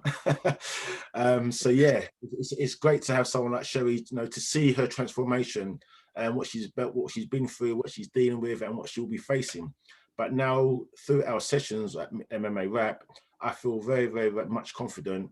And as you can see, Sherry has reformed her life and now teaching the participants and school students in Islington. So watch out for her, Sherry. Thank you, guys. Questions? Thank you very much, VIA. It's very, very honoured to be on this platform and to share my story and also Sherry's experiences, because without you guys in Islington, we are nothing. So we are a community. We must help each other, despite the factors and the difficulties that we're all facing. But we work together. We can pull through this, and many of us has done so. Thank you, Jonathan. Thank you, Sherry. It just makes our life work so worthwhile when we hear from young people like yourself, Sherry. Honestly, you won't see what's in the chat, and you won't see all the people clapping, via this meeting. But we all thumbs up, huge. Yeah. I was going to say some lingo then, but go on. No. But thank you. So inspiring. I just, feel so overwhelmed with appreciation and just, the fact that you've made it today, and the hard work that you and all the other groups that have talked, previously to you have told us about their work. So, yeah, thanks, Sherry. Thanks, Jonathan. Okay, wow, Emma, follow that. I feel really nervous now. Don't be. Especially if I know there's martial artists in the audience. But thanks everyone, and thanks Navinda for the invitation to come along today. So I'm Emma Whitby from Health Watch Islington, and I've been invited to talk a little bit about why wellbeing for all is important for us, and then how we're using our work to challenge inequality at the Mental Health Partnership Board and also at the Fairer Together Partnership Board. So I'm just going to share some slides which are here. So hopefully people have heard of Health Watch, but actually, can you see my slides yet? Is that working? We can see it. Thank you, Emma. Okay, I'm just going to make it go into slideshow, but that button's hidden from the beginning. Great. So in case anyone doesn't know Health Watch, I mean, we're out and about chatting, before the pandemic. It's obviously been a bit harder during the pandemic, but we're part of a national network. We're a charity, we're volunteer-led, and our role is to gather and report resident views, particularly around health and social care. And we also provide people with information about the health and social care services in the borough. So obviously for those reasons, wellbeing for all is really important to us as an organisation. And over the years, we've kind of looked at things like how people can access their social workers. We've mystery shopped GP receptions to see how accessible they are and how much they promote wellbeing. We advocated for autism health checks to be on a par with learning disability health checks. And most recently, we've been talking to people about mental health. And obviously, we've been talking to them about the pandemic. We're a very small organisation and we've got a pretty big job. And so we quickly realised that, you know, we can't reach everybody on our own. And as other people have said here, we're stronger together and it's more fun to work in partnership anyway. So we set up a partnership called Diverse Communities Health Voices. Some of those partners are in the room today: Islington Somali Community, Islington Bangladesh Association, Disability Action in Islington, Imache, the Eritrean community in the UK, Janity, Arachne, Community Language Support Services, and the Latin American Women's Rights Service. And the aim of that partnership was to make sure we're really hearing about the needs of different people around the borough and the different experiences, and that we're making everything we do as kind of attentive to different people's needs and interests as possible. And again, people have talked already about how we've all worked together even more during the pandemic. So the partners supported each other to continue delivery online, which I'm not a techno person. You know, it's not an ideal situation, is it? But on the other hand, it's been a real saving grace, because we would be even more isolated without it. And we've done a lot of work to support people to understand what the rules are around COVID, what the best advice is in terms of keeping healthy, both in terms of our physical health and our mental health, and around vaccine information. And we've worked with other partners as well outside of the borough. So Digital Unite, Good Things Foundation and the University of London's research team have really helped us. And during the pandemic, we've supported each other to get online. We've supported residents to get online. We've just got a report out in the last couple of weeks around digital exclusion and what we think the borough needs to become more digitally inclusive. So there'll be a link to that in the chat. And I just kind of wanted to promote that, because as Councillor O'Halloran said, digital exclusion is a big thing. It has a big impact on our mental well-being.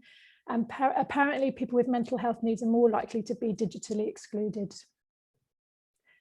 So in terms of what we've been doing to challenge inequality, the borough has set up an all-age mental health partnership board, and there's an inequality work stream that Islington Bangladesh Association and Health Watch have been co-chairing.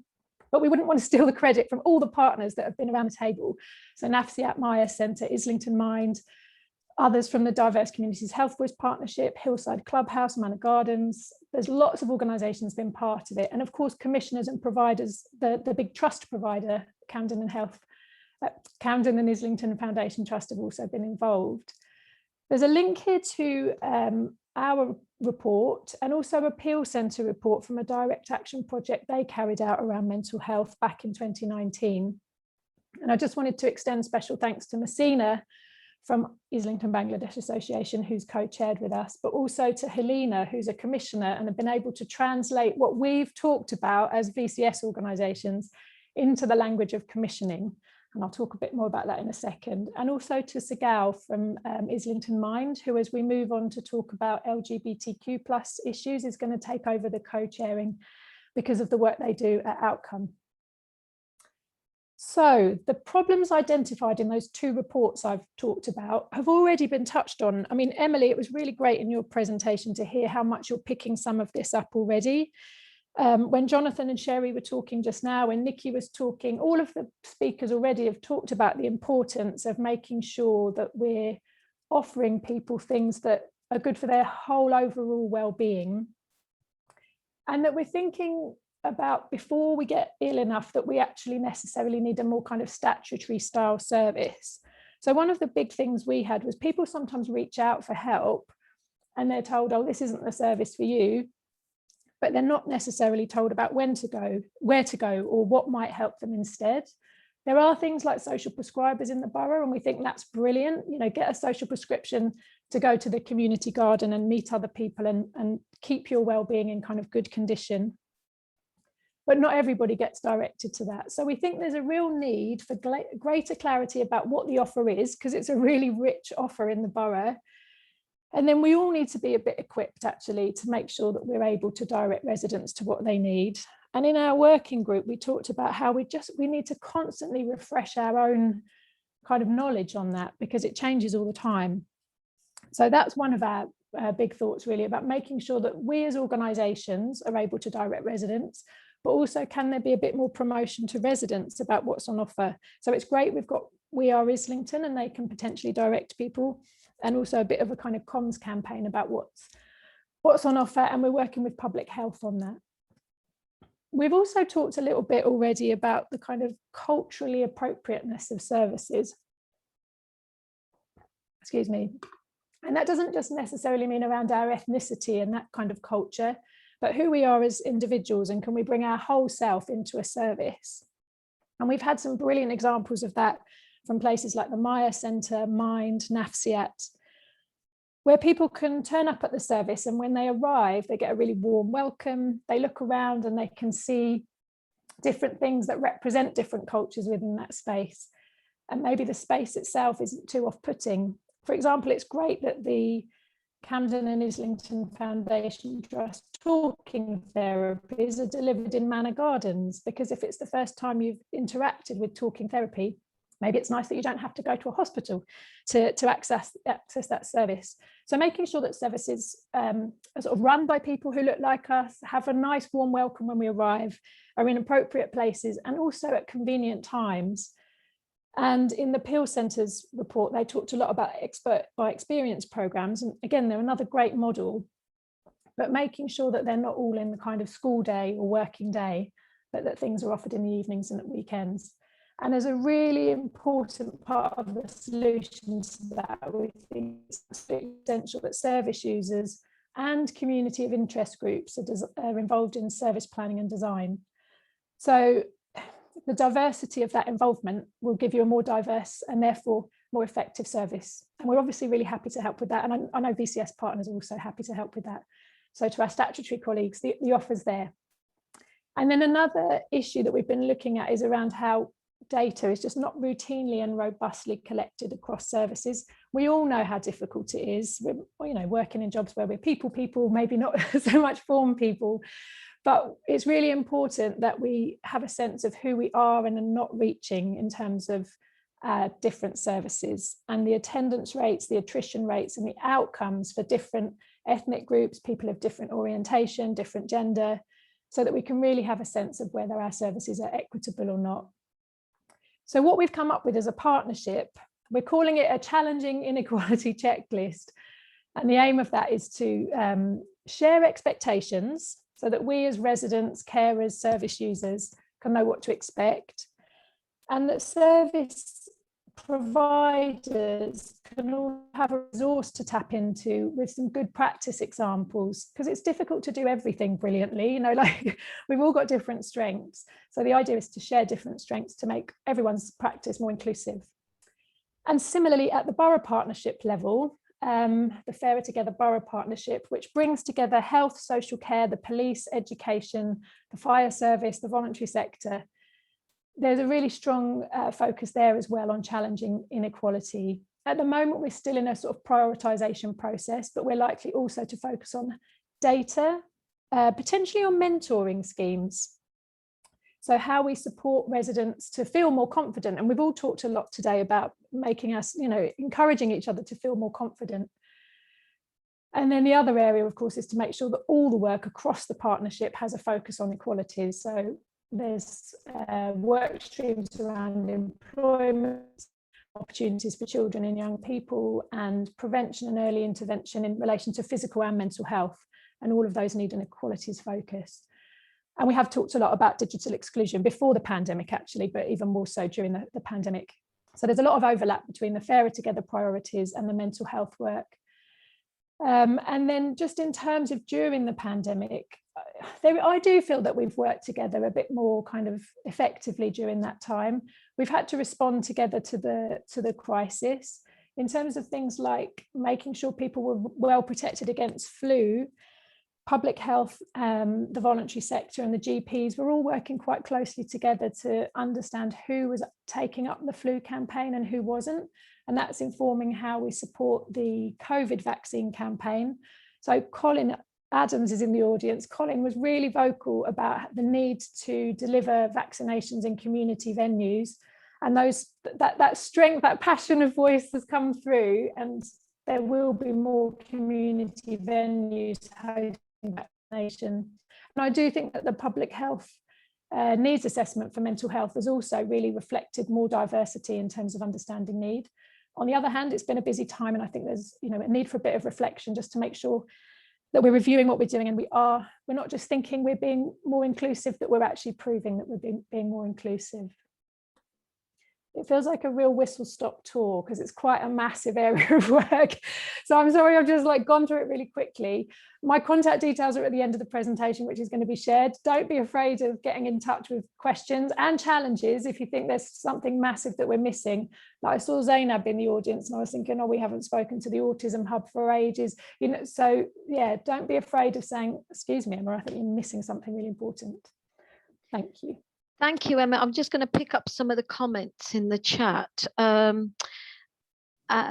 me just scroll down. Sorry. So Kimoni, I hope I pronounced your name right. So yeah, digital exclusion has impacted people's mental health severely. I think, we thank you for all our partners for pointing that out. It's, it's a huge crisis, I think. Angel has said it's really important to know what's available and how to signpost and refer people. I think there's a long-standing issue in Islington about people knowing where to, what services to access, and others have touched upon that already in the earlier presentations. Nikki, you're saying you really agree with Emma about people getting help before things get bad enough to warrant public sector interventions.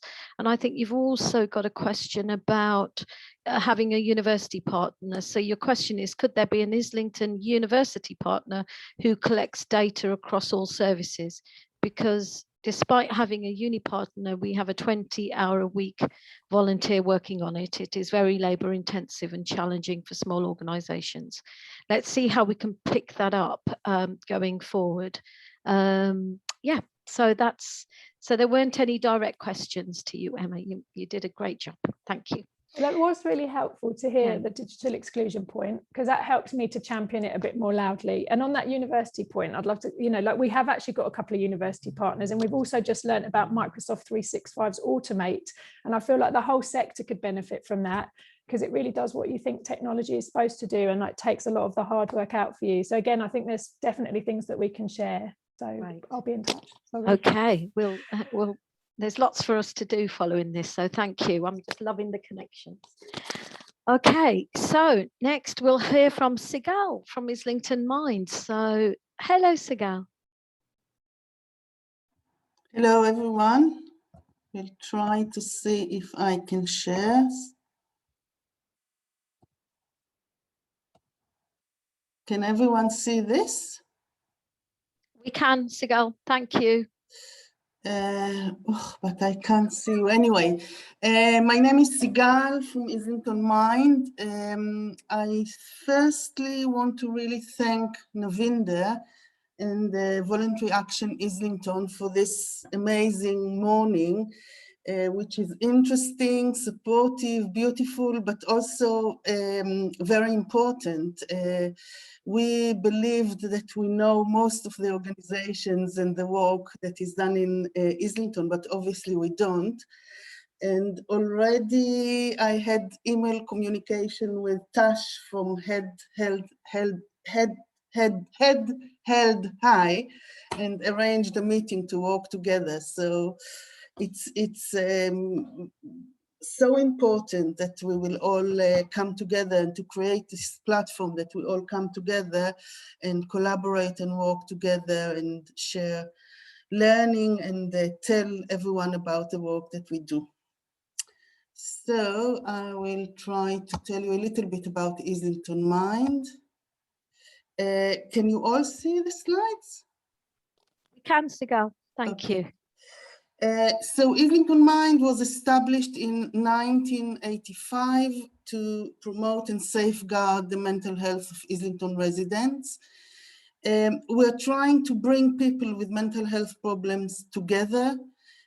We are aiming to be inclusive to all, so the welcoming environment that Emma described is something that we are aiming to create. People come in from any culture, any belief, any group, and find themselves welcomed and into the environment.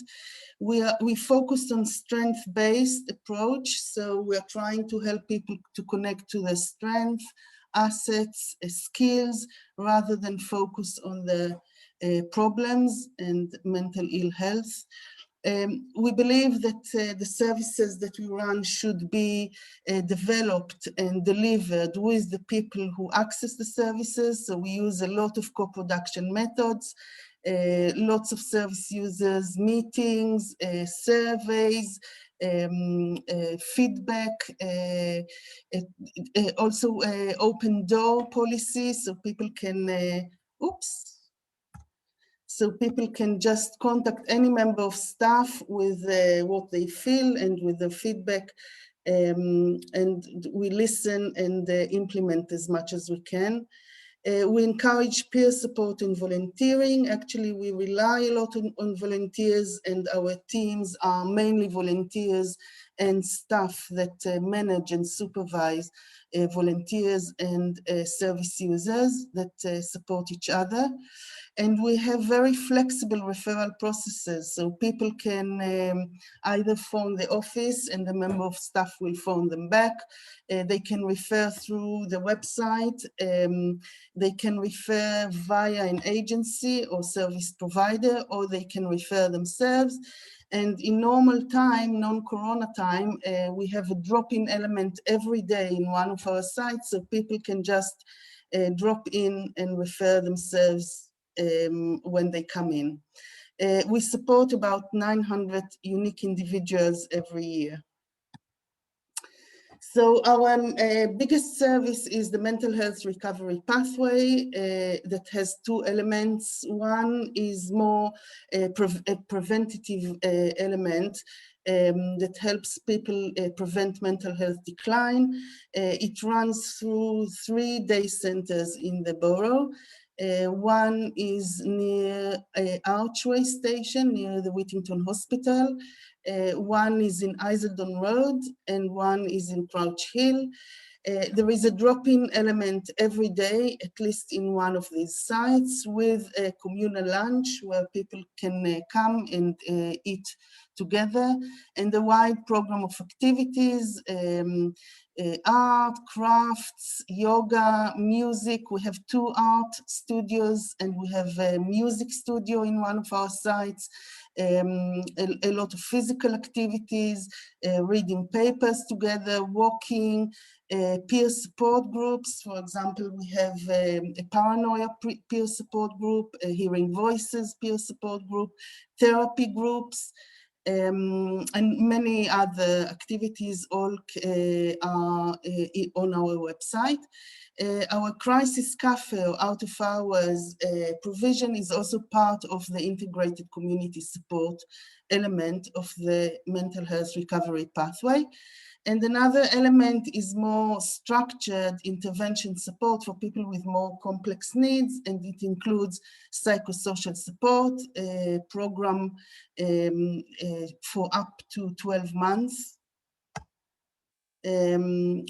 regular one-to-one psychosocial support, a reablement service that supports people in transition. So, for example, people who are at discharge from hospital, and 2 programs of talking therapies. One is our psychosis therapy project that supports people who experience psychosis or have face psychosis at times, and our counseling services. Both are with very limited resources, so many times on a waiting list. Alongside the mental health recovery pathway, we have some unique specialist services. Navinda asked me to focus on our LGBT work, so I will talk a little bit more about that in the next slide. This is Outcome, our LGBT specialist service.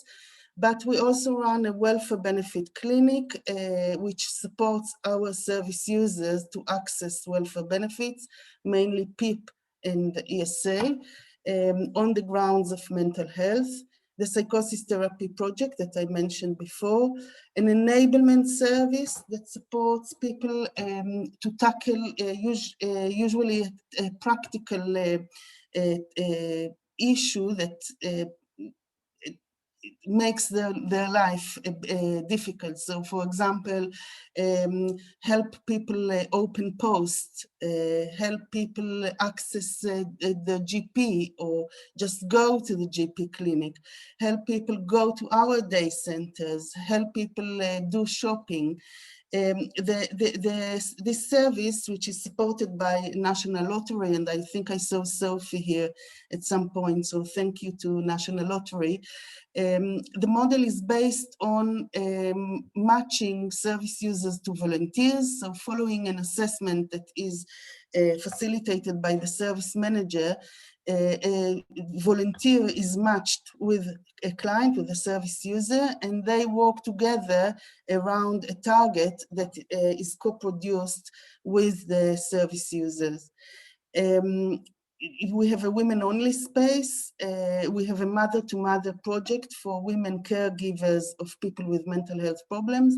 And we now developed a specialist project for people who have mental health problems and learning difficulties. So Outcome, our LGBT service run by LGBT mental health professionals and a wonderful team of volunteers for the last 28 years. It's the only service in Islington Mind that is London-wide, so we see people from all around London. The service aims to support people whose mental health is affected by their sexual orientation or gender identity.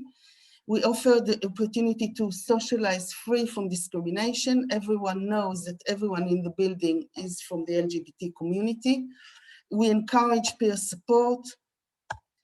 And we offer a program of activities, again, art, crafts, creative writing, yoga, and many more, and peer support groups. So, for example, we have peer support groups that support people who experience paranoia. I think it's the only LGBT specialist peer support group in the Hearing Voices network. Service users are, co-production in this project is especially an example for all our other services. And in the team, the team includes service users, volunteers, and staff. We all work together, we all meet together, we all decide together how the services will look like. Service user and staff team, we all cook together, we eat together, we do gardening together, and we're making strategic decisions about the service. We support about 300, last year 257 every year, from diverse community and diverse needs. And one of the services within Outcome, within the specialist LGBT service, is a specialist service for asylum seekers and LGBT asylum seekers and refugees. This project is called Freedom from Fear to Love, and it runs 3 days a week, supporting the specialist specific needs of this very vulnerable group of individuals who seek asylum in this country on the grounds of their sexual orientation or gender identity, which is completely different from any other asylum seekers' needs. How did the COVID-19 impact of the people from the LGBT community with mental health problems? So we know that LGBT people face higher risk of social exclusion, mental health problems, and financial insecurities. And obviously, this was exacerbated by the COVID-19 pandemic crisis. Since the outbreak of the pandemic, our users reported struggling to access support that is sensitive to their specific needs, despite being especially vulnerable both to the virus and the mitigation measures like the social distancing. With the recent health crisis, access to LGBT communities, medical care, and safety information is even more limited, and service users from this project told us that they feel more and more left behind. And some examples of additional challenges that these individuals faced during the pandemic is some reported self-isolating with homophobic family or friends. Some are closeted and had to isolate with the family that don't know that they are LGBT. They struggle to access online support. Some found themselves self-isolating with abusive partners.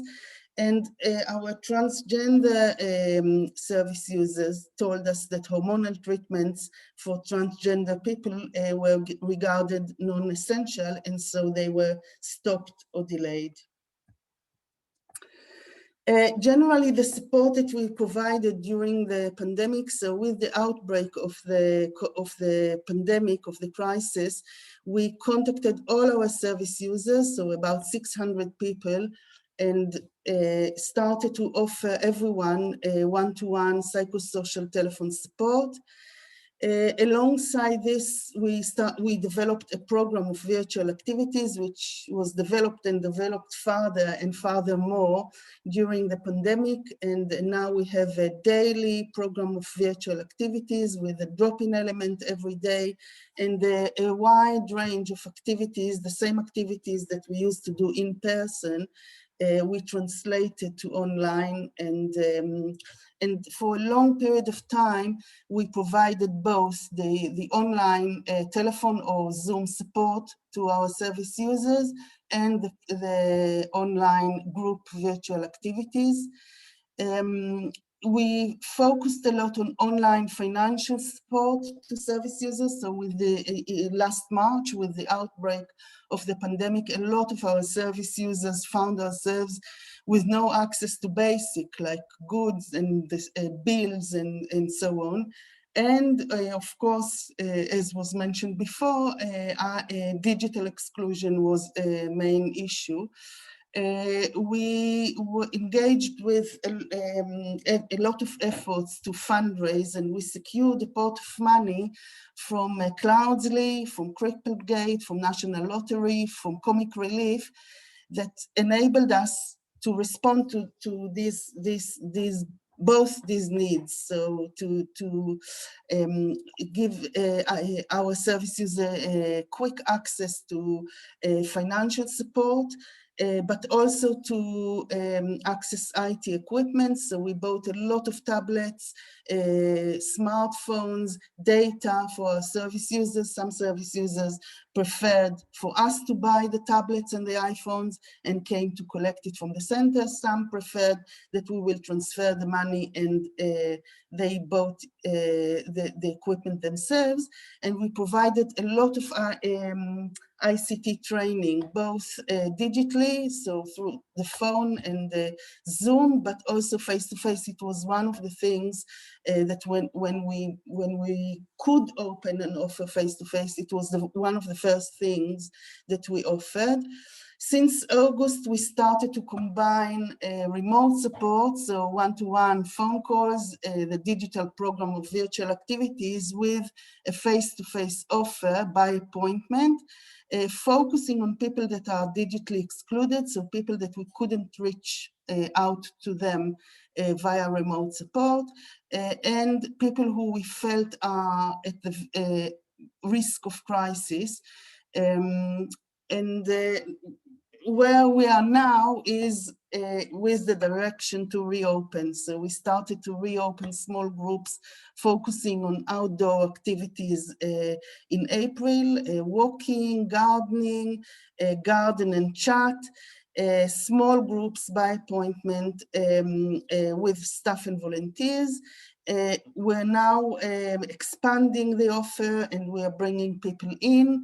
Small, every day, 2 small groups of people are coming for a drop-in like activity, but also to use the facilities. So to use our music studio, our art studios, to use our IT rooms. The building is starting to fill more and more. Obviously, we can't do all, so we can't offer all the 600 clients one-to-one support and a program of virtual activity and go back to in-person. So we need to balance all these services.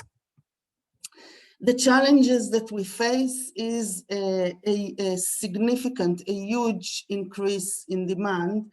Emily said in her presentation, in the first presentation, that we are all critically unresourced, and I can't put it in better words. If you can see the table below, if in Q4 last year we supported 586 people, this Q4 we supported 708 people, and most people are in need for some one-to-one intervention. So the group setting, people don't feel that is enough to respond to the needs. So it's increasing number of people, but also increase in complexity and in need. And so people feel that group setting is not enough. They have a lot of one-to-one need, and at the same time, we're also trying to combine in-person delivery with continue the virtual and the digital offer. So there's no other way than working together to respond to this unbelievable increase in need in the borough. And that's why the initiative of integrated care and events like this are so important. Thank you. Thank you, Sigal, for presenting a fabulous spotlight into the services that Islington Mind provides, and also focusing on the LGBT community. I hadn't, prior to me rejoining VI, I hadn't realised the impact on you know, particular sections of our community, and it's you know, it's hence it's important to really shed light on those who have been particularly impacted. Thank you, Sigal. Okay, so now we're going to hear from Geetika from Chance UK. Thank you, Nav. I'm also going to try and share my screen. The pressure's on to do it live.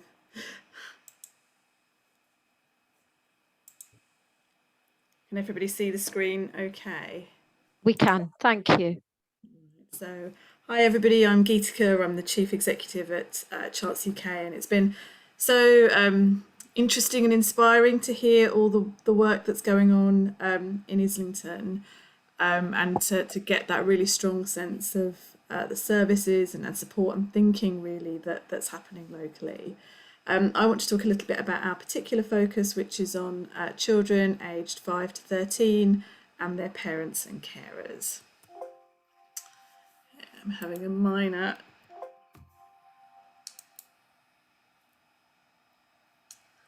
sorry, bear with me. I'm going to stop sharing and then try and reshare so that I can get the presentation to work. Right.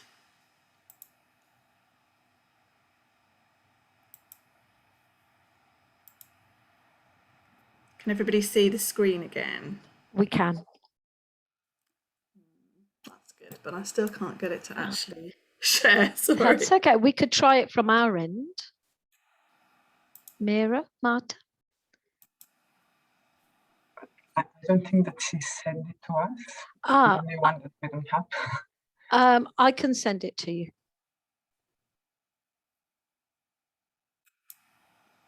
Hang on, let me try a different version and see if this will... Any luck with the moving? Yes, that's moving. Yes. Great, okay. Apologies for the technical glitches. So let me start by telling or sharing a little bit about Chance UK. So we are an early intervention charity. We support children aged 5 through to 13 and their parents and carers. Our services really are aimed at developing children's self-esteem, their resilience, and building social and emotional skills. And we do that in a number of ways. We're probably best known for our intensive one-to-one mentoring service, which has been delivered in Islington for 25 years. But we're also supporting children in school-based settings by running universal workshops.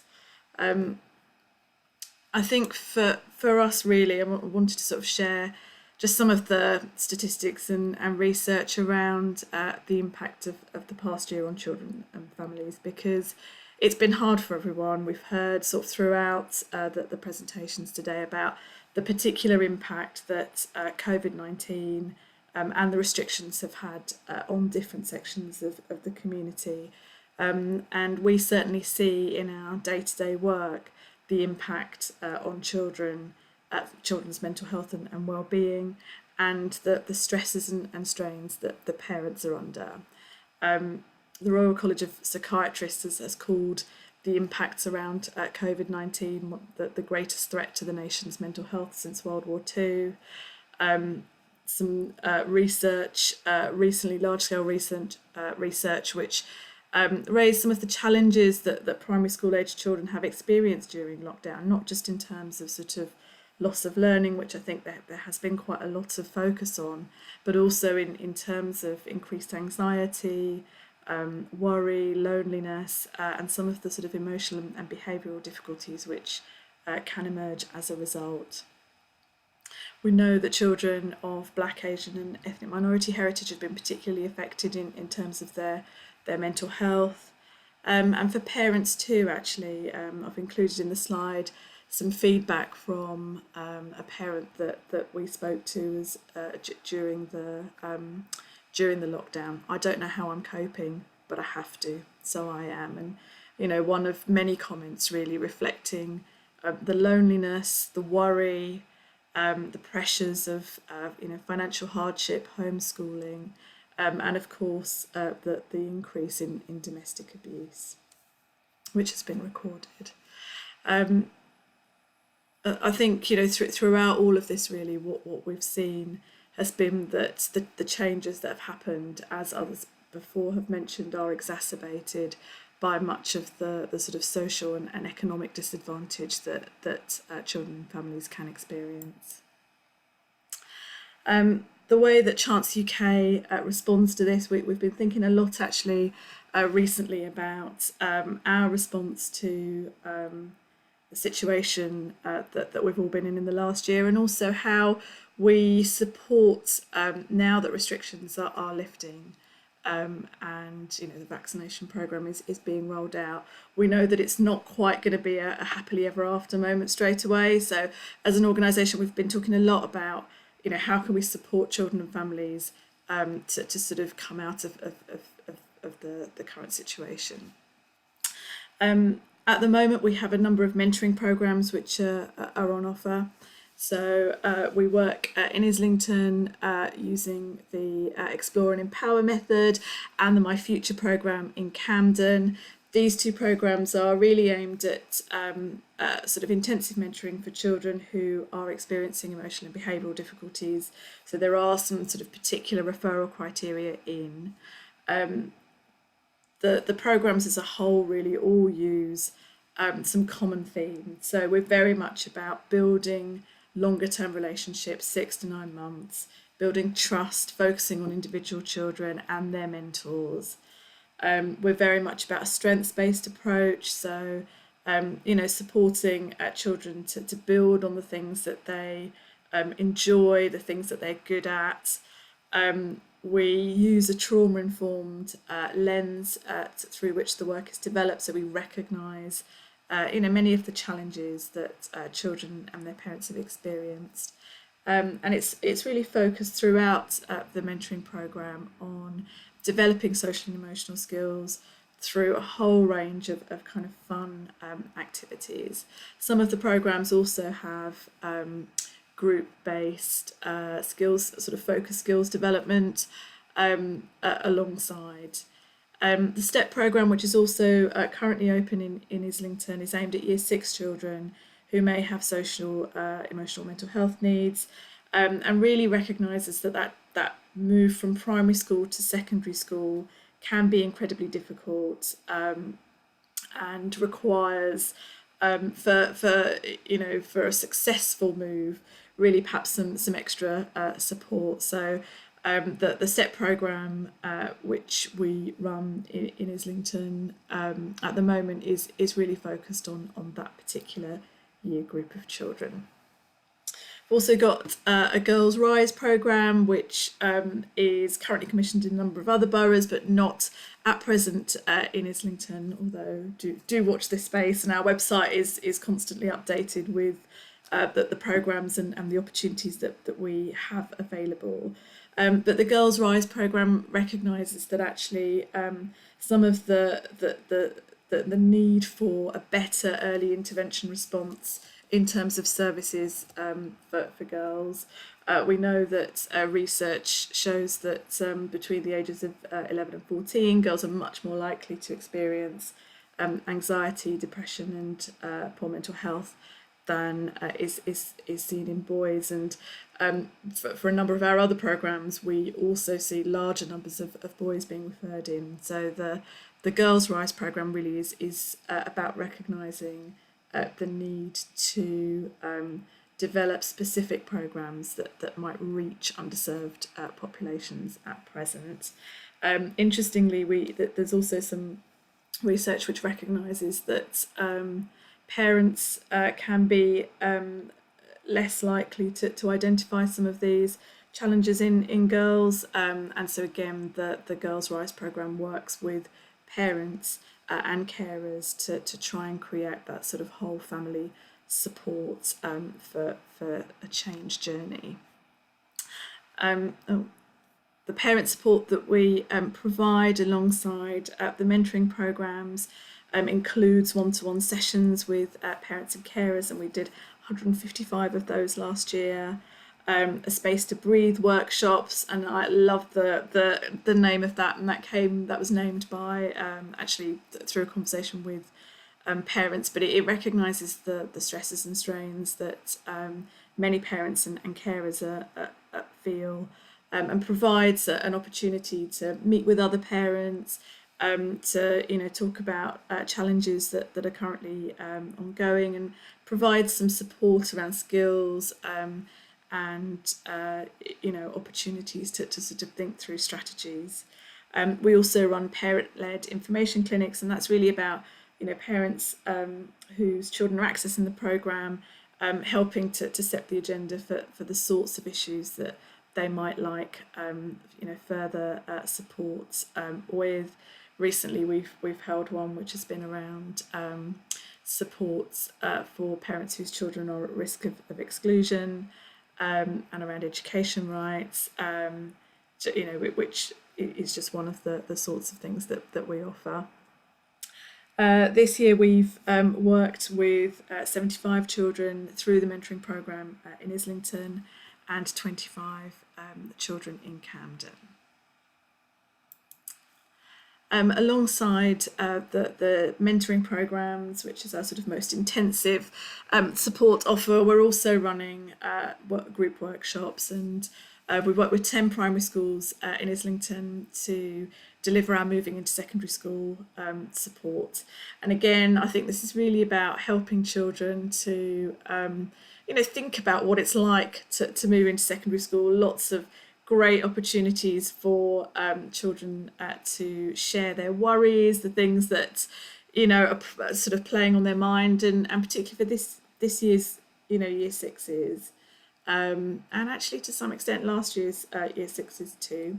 But many of them will have not had the opportunity to visit their potential secondary school, to wander around, to see what it's what it's going to be like, and without that kind of knowledge, actually it can often feel like a much scarier experience than it needs to. So the workshops that we've been delivering are really about helping children to sort of get ready for that change and to build their confidence that actually, you know, they have the strategies and the support in place for anything that might come up. We're also developing, we've also developed and delivered recently a Building Strengths for Tougher Times. And again, I think this really recognises the feedback that we're hearing, which is that all of those statistics earlier on in the slide, actually we need to find opportunities to allow children to talk about, think about, reflect on and make sense of what's happened. And I know that you know that some of the sort of rhetoric that's used can be around sort of, you know, getting tough on behaviour. Actually, we do see this as being a sort of way of communicating, and that, you know, that the best way of tackling some of the challenging behaviour that we may see will be around early intervention, support, prevention, and support for children and the adults who work with them or are around them, to be able to sort of, you know, think about and reflect with them on what's happened. So for us as an organisation, really, I think we recognise that there has been, you know, some real extremes of experience this past year, and that, you know, as others have sort of mentioned already, some of the ways that we know works well with the children and families that we support and the way we work together, we'll need to dial those up. Things about working collaboratively, about listening, about being flexible and responsive in the support and services that we provide. And just finally, you know, I know others have talked about the importance of sort of measuring impact, of looking at the difference that we're making, and those are very much sort of important values that we hold at Chance UK. We have had a number of partnerships with different universities and sort of evaluators over the years. In terms of our impact, we can see that 90% of or just under 90% of the children who went through the programmes, the mentoring programmes that we had, reduced their SDQ scores on both parent, carer and teacher. So just a recognition really that, you know, for those children entering the programme, experiencing those high levels of emotional behavioural difficulties, we are seeing really positive improvements at the end. For the My Future programme in particular, we've just finished a very intensive partnership with Dartington Service Design Lab. I'm really pleased to see the positive commentary on this highly statistically significant decrease.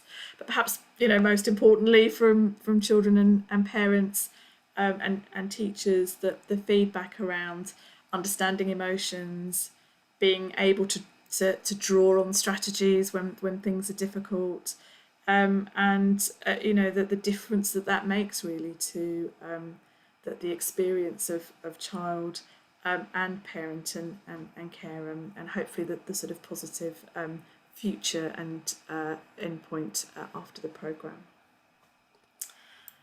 So much interesting information from everybody earlier. I've got loads of connections that I would love to make. If anybody wants to talk more about any of our programmes or work, please do reach out and connect.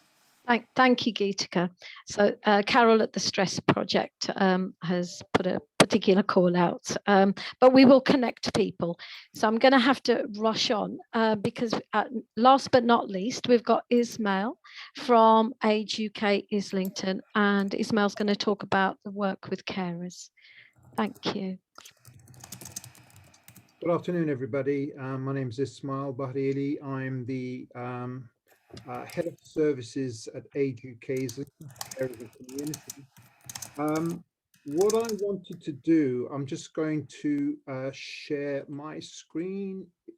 If you bear with me a second, I know we're short on time, so I'll be as quick as I can be.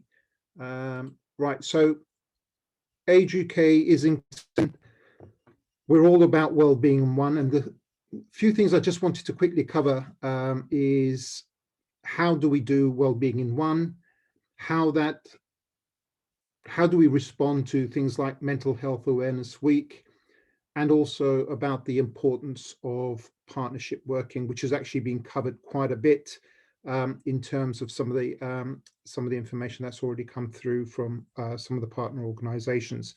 Some of this will be very, very familiar to yourselves in terms of how we go about actually providing support for our clients. When we talk about well-being in one, it's not just about what's actually presenting from the client at that point, but it's about having that conversation and finding out what really is going on outside of just that one particular topic that they may have approached you with, whether it's come through as a referral or the client's called you themselves. Carrying out a well-being check and just looking at all things relating to their well-being, what sort of support they may need, what's working well for them. We're now starting to also produce some well-being plans as well as personalized support plans. And then just really trying to see what sort of optimum service that we can actually provide that particular client. None of us work in silo. It's important that we identify the specific need of the client and, put them through to a service that will give them the best possible support that they may actually need. So it's about having that can-do attitude and looking, as I say, at all the different areas that we can actually support people with. I mean, this isn't exhaustive, this particular slide that you're looking at, but what makes up someone's well-being, whether it's money, social interaction, home, health, independence, work-related stuff.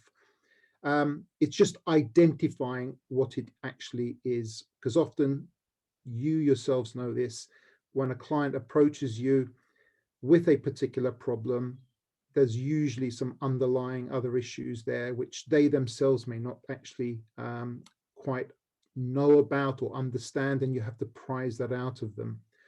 So, prescribing, we talk about, link working, social prescribing. Link work's already been mentioned earlier on by Emma. But, so when you're prescribing something, is it something to do with just information or getting involved with something? What we don't want to do is we don't want to create a culture of people being dependent on things. So, if someone's just approaching us and asking for information purely about some activities that may be going on or just wanting to stay in the loop, then that's fine. That's all we'll do. We don't have to constantly feel that we have to draw them in to do some other longer term casework when it's actually not necessary. But if it is required, then obviously that's what we'll provide for them.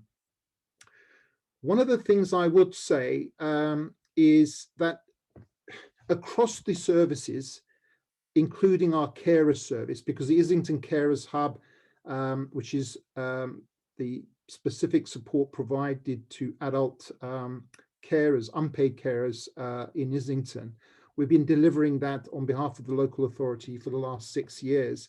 But all across our services, whether it's our enablement service, care navigation, what we found in this last year in particular is that previously the condition of our clients, the health condition of our clients has been long-term health condition. That was the highest area.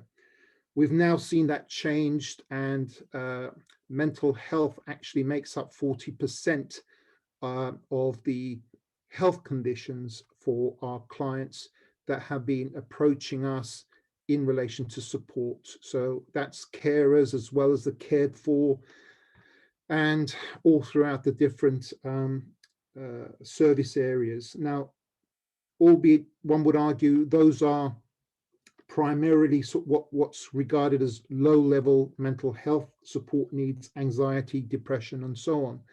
But I don't think that's really very different to the national statistics that have been coming out in the last year in terms of people's mental health being affected more so in this last year because of the pandemic. So there's no real surprises there. But it's a question of how do we respond to that? All right, we've all identified that there are more clients requiring some mental health support. But what do? We're not, masters in everything. We all have our specialist areas. And one of the things that I wanted to say was that partnership working, and again, this has already been mentioned, has already come up several times. Emily from Candy has mentioned about the integrated working and how we as voluntary sector organisations can work better amongst each other, but also with the statutory services, whether it's the health service, with the local authority. Making and maintaining those connections has always been challenging to a degree, in that you have to be persistent. We all want to work together, but we also say we're all very busy, and we've got so many different priorities. But I think one of the things that we've found in this last year in particular as an organization is that we've really had to keep working away at ensuring that we can create what's actually showing to be the requirement from our client base. And if I think about the carers services in particular, for a number of years now, we've done quite a lot of work with our carers and Camden Islington Health Trust in particular, to bring about specific training sessions or support areas for carers to either understand more about the condition of the person that they're caring for, or even conditions that they themselves may be suffering as a result. We've just finally got the thumbs up where we're going to be providing a mental health support group, which is something we were doing previously. But listening to our carers, we found that what they wanted was something a lot more structured, and the inclusion of practitioners actually leading some of these support groups. So in partnership with Candy, we've arranged for the carers mental health group to start again. It will be a bi-monthly meeting, and it will be practitioner led. Now, that's easier said than done, because you think, well, okay, how difficult could it be to actually put something like that together? But again, everyone's got their priorities. Everyone's very, very busy, especially this year, more so than before. But it's about having that will and understanding the needs of the client base, so that we can actually ensure that we're able to offer something that's tangible and meaningful for the client group. So that was something that I really wanted to actually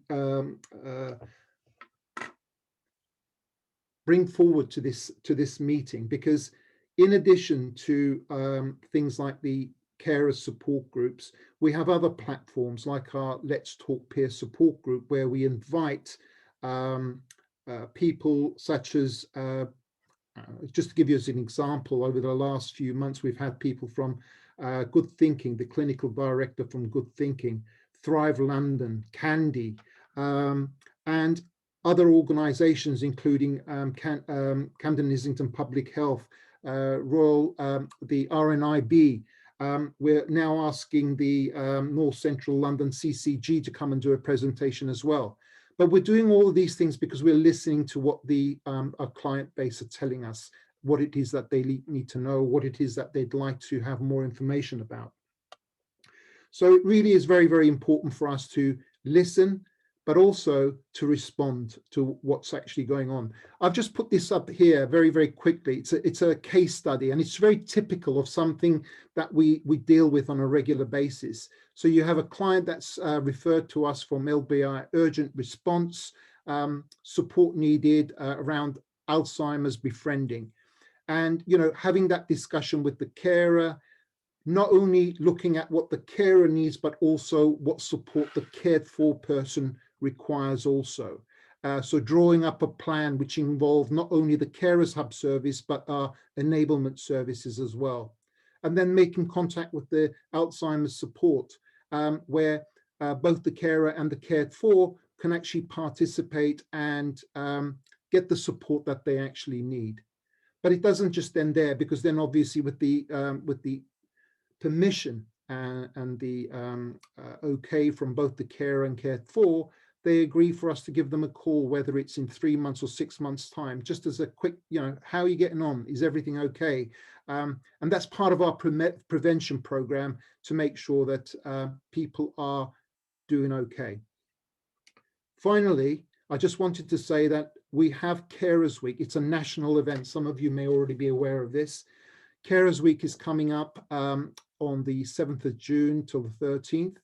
Every year, the Carers Hub, we put on some events, some initiatives, and this is no different than any other year, albeit, we're still having to do things online because of the restrictions. And we've got something happening on every day of that particular week. So you can see on the left here the program. So each day, so on the first day, we've got caring and benefits, presentation being done by Islington People's Rights. And then we've got a little pamper session afterwards. On the Tuesday, we've got Let's Talk Cancer by Macmillan Cancer Support. Wednesday, we've got the Let's Talk Learning Disabilities presented by Centre 404. On Thursday, we've got a long session or different sessions from Candy in relation to dementia, mental health. But the thing is, with all of these, we've also got carers doing a presentation with each one of these sessions to talk about their experience of caring. Now, the reason why we're doing this is we want this to resonate with so many other people out there who are unpaid carers, but more importantly, don't actually recognize themselves as being a carer. So what we wanted to do is try and pick out specific areas of support. Now, welfare benefits, mental health, learning disabilities, cancer, these are all things that we've seen an increase in terms of inquiries that we've been getting over the year. Hence the reason why we've included these as our topic areas for Carers Week. So each one of these sessions will have a carer talking about their experience of being a carer. And hopefully someone who under normal circumstances wouldn't consider themselves as such will say, yeah, that's me. So let me ask for some more information and possibly register and know that there is some support available for them going forwards. So thank you, Ismail. What I'm going to say is just stop you there, but unless you just want to get the last yeah, just the last slide. Yeah. I can make all this information available. I think it would be great if all of you can promote Carers Week in particular, and spread the word. So I'll put some of the links in the chat box as well. But I know that Navinda's got the information, the slides. So please do all you can to spread the word as much as you can. Thank you, Ismail. Fantastic. And we will indeed share all the information. We'll circulate all the presentations, and I'm going to wrap up really quickly. Thank you, everybody, for being patient, and we've overrun by about 11 minutes. Yes, so we will share the information, and we will be in touch again, because we do have ambitions at VI. The sector is saying they need support in terms of practice, connections, all the things that we've heard about, and the presentations have actually made provided such an impressive insight, and I feel that we now are better equipped at speaking with colleagues within the sector and across the sectors to help strengthen outcomes for people in Islington. So I wanted to thank all the speakers. Fantastic, thank you, amazing, and for the VI team as well, because they've done an amazing job. Thank you. and for all of you for coming along and supporting the session and sharing comments, insight, support, camaraderie, yeah, all that. So let's go forth. Yeah, so have a great afternoon, everybody. You need anything, drop us an email. You know where we are, and we will really work on strengthening us as a sector to tackle some of these challenges that we have. Fantastic all. Thank you. Great job. Bye-bye. Bye-bye.